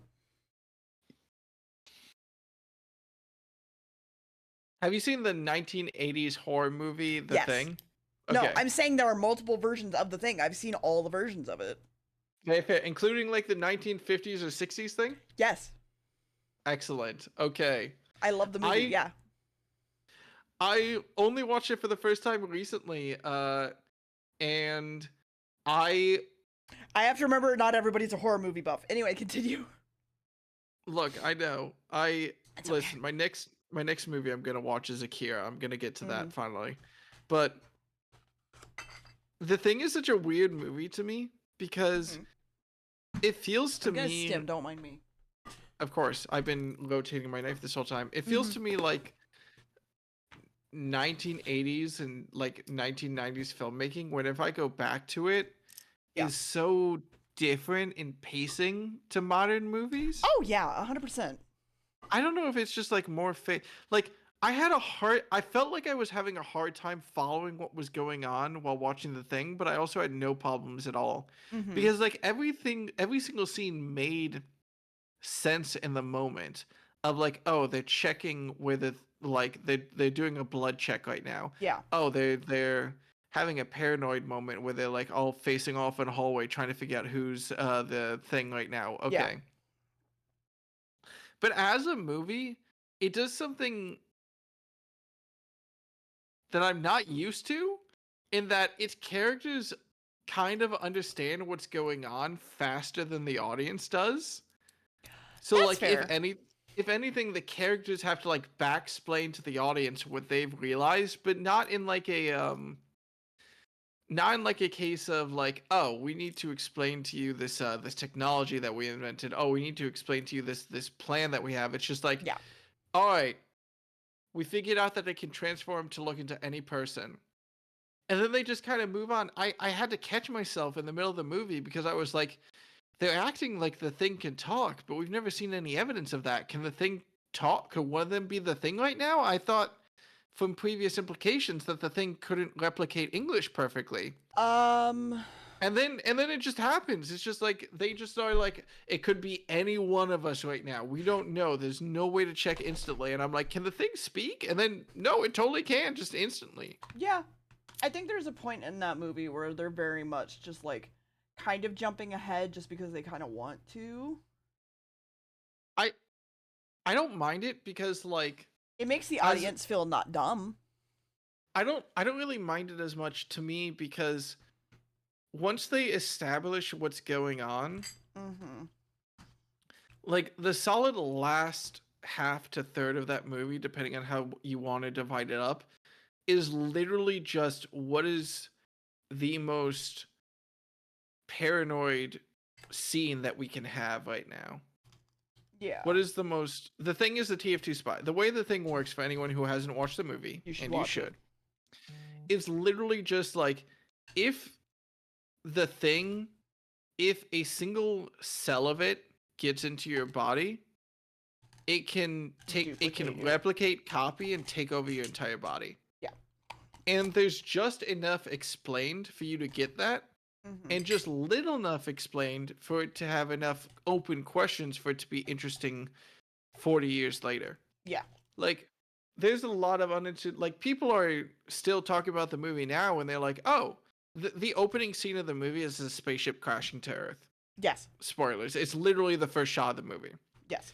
And something that people still talk about to this day is like, hey, was the thing actually piloting that ship or was it just on that ship? Right. I think there's a 2011 version of The Thing, which I thought was a remake, and it's not.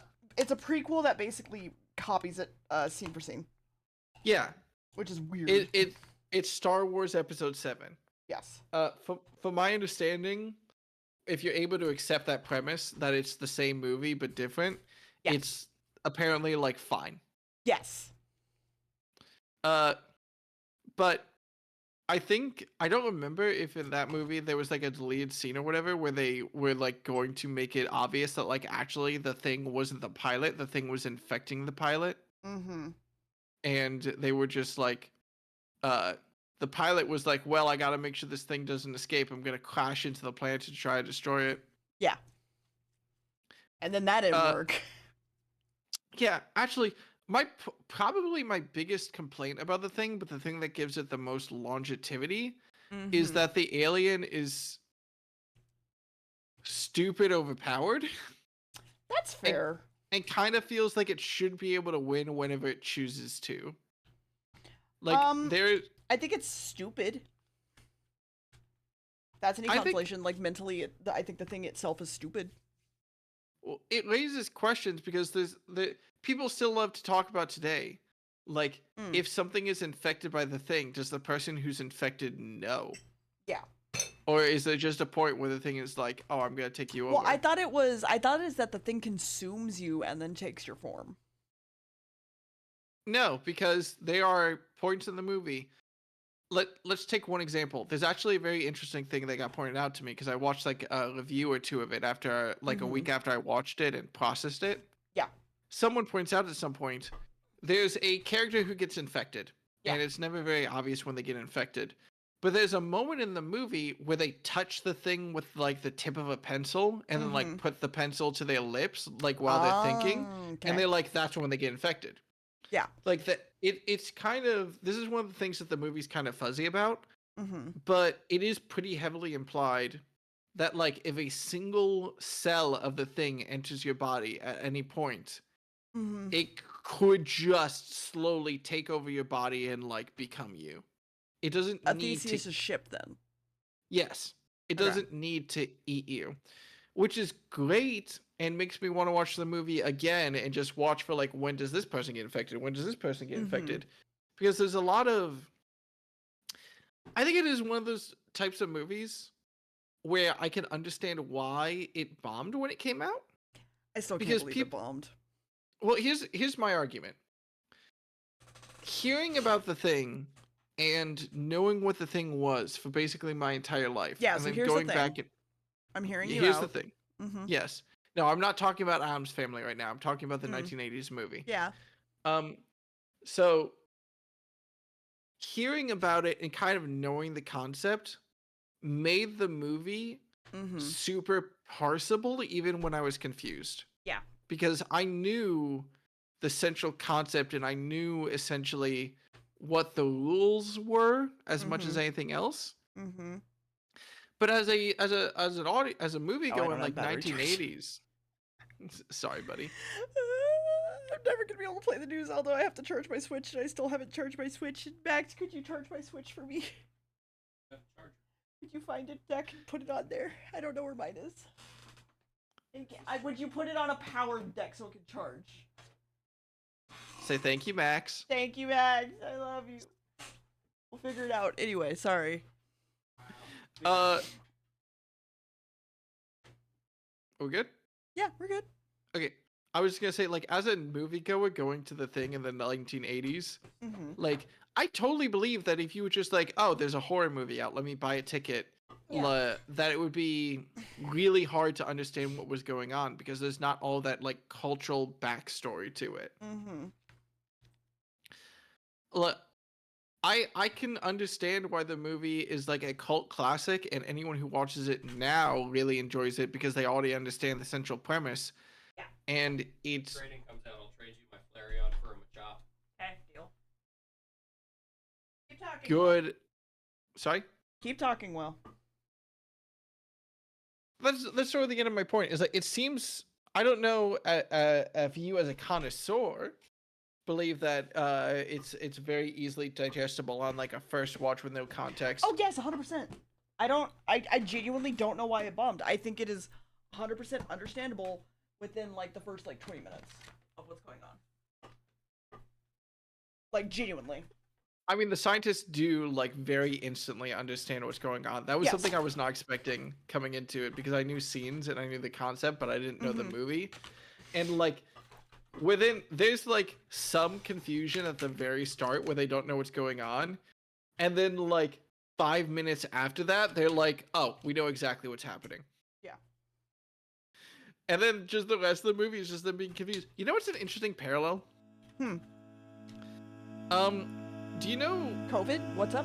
Yeah, go on. you know Terminator 2, of course. Yeah.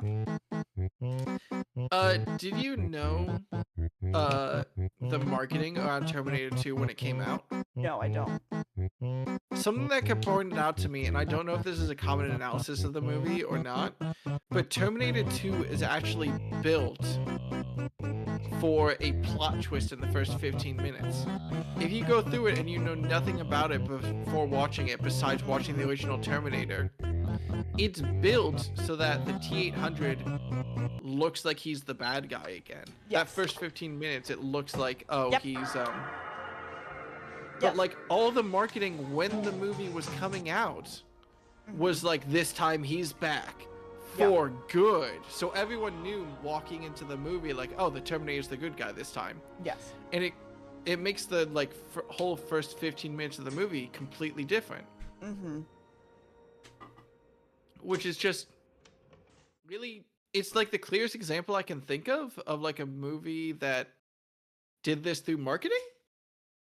For people who were in the ad break, we were talking about Terminator 2, and I was saying that Terminator 2 in its advertising explicitly states that T-800 is back as a good guy, but the first 15 minutes of the movie is actually built to make it look like, oh no, the T-800 is the bad guy again. We're just doing this again. It's like a plot twist. It's supposed to be a plot twist that the Terminator is there to protect John Connor.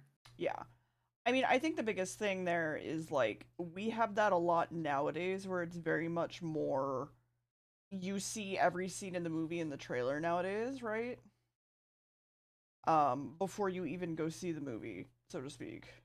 I don't even want to say that because I feel so weird about it because I don't watch enough movies to know what the modern filmscape is like. Mm-hmm. Besides, like, inclinations I get from like major pictures. I think the only time I can think of though where people were very protective about spoilers was probably the Marvel films. Oh yeah. It was like Endgame and Infinity War was the last time I can think of where there was like a big cultural impact from a movie, and then people everybody weren't stopped just, caring like, about Marvel, but yeah. Everyone stopped caring about Marvel because what else was going to happen?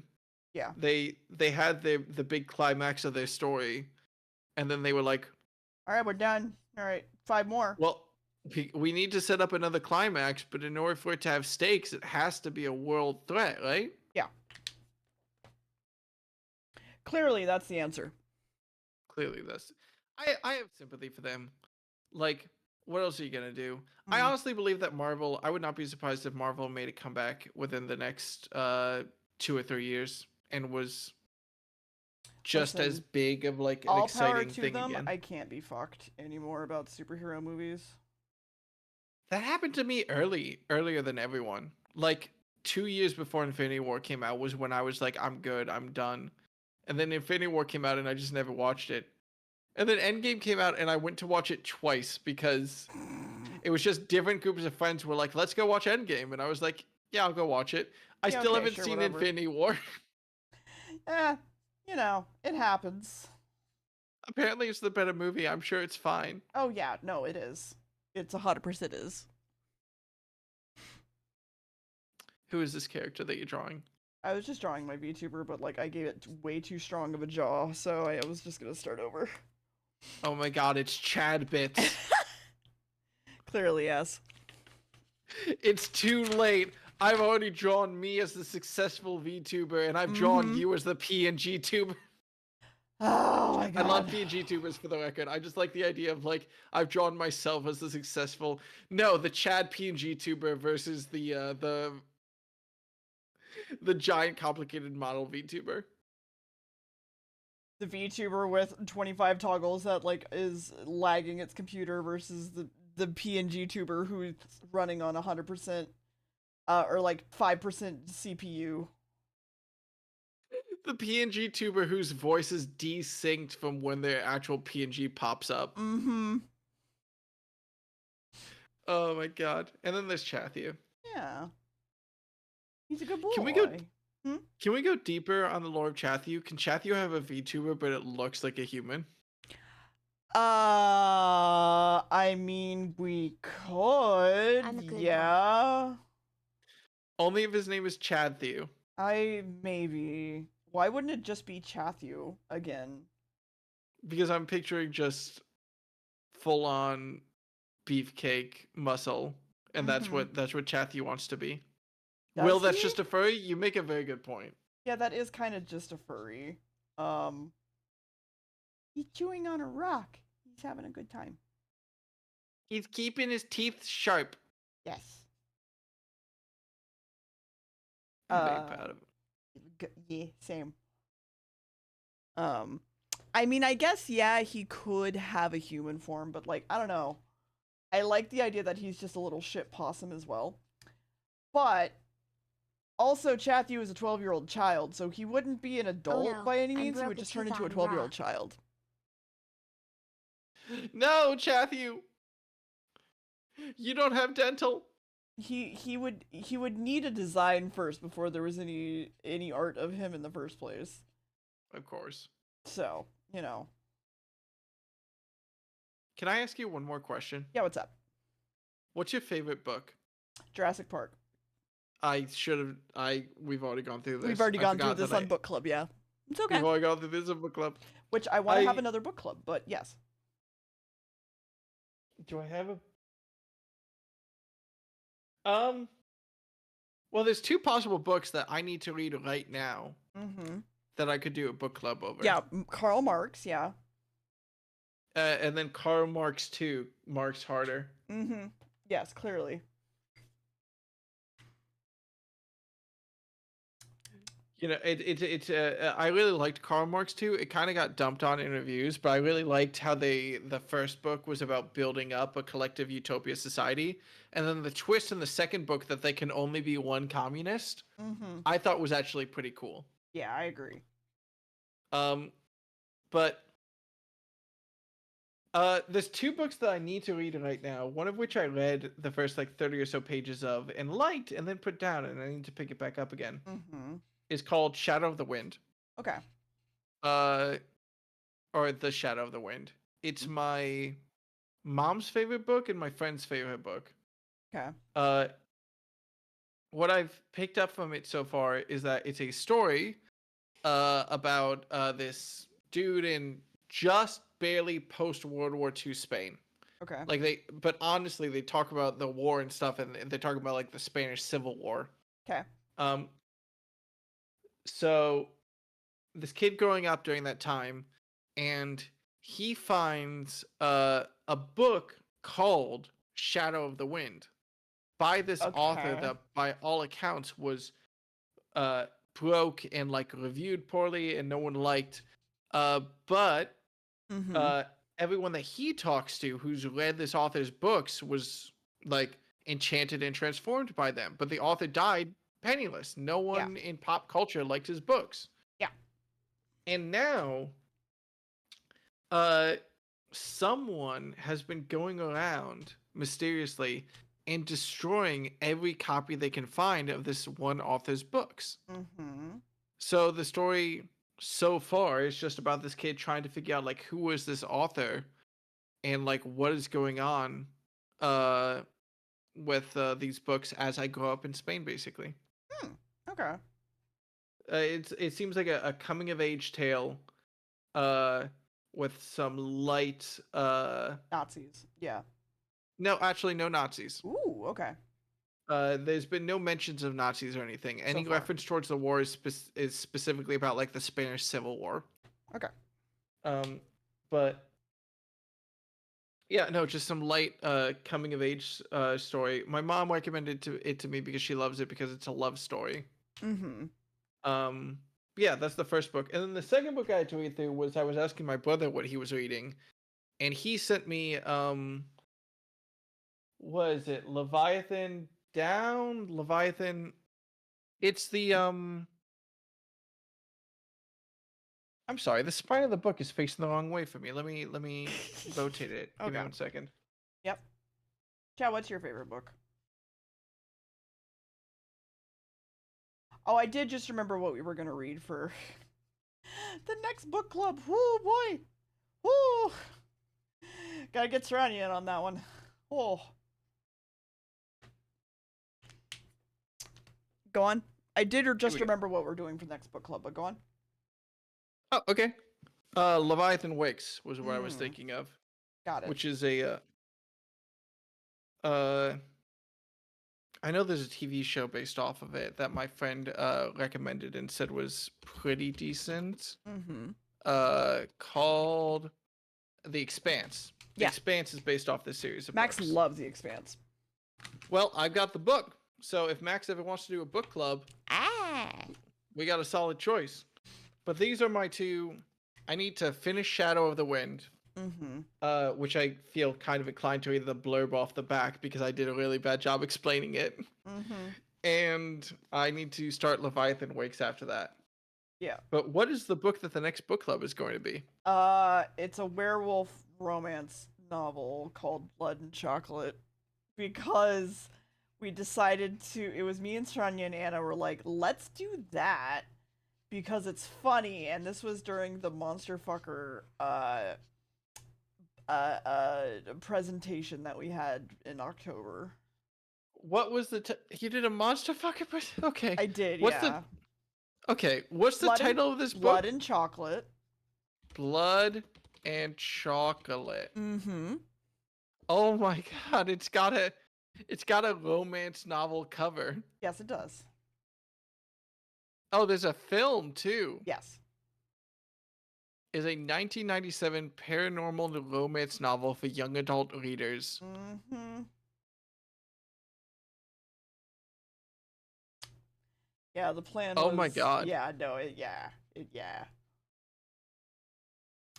I opened up the Wikipedia just to like get a glance at what it was. I read the first line of the synopsis and it was like, oh, this is a 16-year-old girl, and I instantly closed Wikipedia. Yeah. This is what we're going with? Yeah, I mean, we could. We don't have to do that. I remember me and Sonia and Anna talking about, like, doing this unironically for book club, and I was just like, yep, I guess we're doing that then. So, we may or may not. I don't know. We'll figure it out. I may have a serious book club and a non-serious book club where me and Anna just do that one. Look, it's a $10 book. You're not wrong. It's not expensive. It's not I remember reading it in high school, so... Not even high school. I read it in middle school, I think. Sorry, is this... What's the age rating on this book? Because I saw the cover and I just assumed that it had explicit sex scenes. I don't remember, but I think it might. But also keep in mind, like, the state they were probably living in was legal there. So we'll get to, I know. Trust me, I know. So I don't know. I don't remember fully if there's like a full sex scene in it. We'll find out, I guess. Oh my god. Okay, I have to know if this is in... Okay, it's not in stock in any stores near me. So I would have to order it online, but I will buy it right now, and I will tell you when You should find out the age rating of it for me while you are online, and I am doodling here. Sure, Blood and Chocolate age rating. Mm-hmm. Well, the movie is PG-13. I don't know if books have an age rating. Okay, then just Google if it has like a... It's recommended for ages 15 and up. Common Sense Media, this is just a blurb from it. Vivian's journey from the innocence and luxury of teen rebellion into the sobering reality of adulthood dispels any unrealistic attitudes some teens might have about romance. And Vivian, despite being furry, has enough teen issues and rebellion to be an attractive heroine. Furry! Sorry, go on. No, the sentence gets worse. Go on, yeah, no. And Vivian, despite being furry, has enough teen issues and rebellion to be an attractive heroine to readers. Okay. I understand why I liked it as a teenager. Recommended for ages 15 and up. Okay. Yes, the protagonist is a werewolf. The protagonist is a 16-year-old werewolf. Yes. Unironically, yes. I will. Zanri! Where's my bonking hammer? Ah, it's fine. I Ugh. will not be reading that. How dare Mhm. you? Okay. Let me go find somewhere to send people off to because I think Okay. I'm yapped out. I'm going to, while you're doing that, I'm going to read the blurb from Go Shadow ahead. of the Wind. Go Because ahead. this is going to be, I'm going to make us do a book clip on this, I've decided at some Okay. point. That's fine. And I didn't do a good job explaining it. That's Quote, fine. Barcelona, 1945. A city slowly heals from its war wounds, and Daniel, an antiquarian book dealer's son who mourns the loss of his mother, finds solace in a mysterious book entitled The Shadow of the Wind by one Julien Carral. But when he sets out to find the author's other works, he makes a shocking discovery. Someone has been systemically destroying every copy of every book Carral has written. In fact, Daniel may have the last of Carral's books in existence. Soon, Daniel's seemingly innocent quest opens a door into one of Barcelona's darkest secrets. An epic story of murder, madness, and doomed love. Okay. So, chat, we're going to be rating Kyrie. Y'all have a good one. Be nice. She's lovely. Be nice. Be nice. Thank you, Will, for coming to tea with me. I know Anna wasn't here today, but like I'm grateful that I got to hang out and talk with you for a couple hours. It was nice. Thank you for having me over for tea. And thank you for, oh my god, we were very excited to What hang was the out book together. called again? Shadow of the Wind. I'll post it in the Okay. secret talking. Well, no, Xandri wanted to know. So like, Oh, so yeah, today's Sunday. The Shadow of the Wind. Meaning I'll be back on Wednesday as long as my health holds up as per usual. I'll see you guys then. I will talk to you guys later. Have a good one, chat. I love A you. boy? My dearlings, my darlings, goodbye. Goodbye. Get the fuck out of my house. Get out of my house! Okay, they're gone. Okay. They're Thank gone. you, Will. Thank you for having me. Yeah, of course. I did my best. You did great, hon. Thanks. Mm-hmm. I am going to eat. Yeah, go ahead. Have a good food. Goodbye, Will. Goodbye. Bye.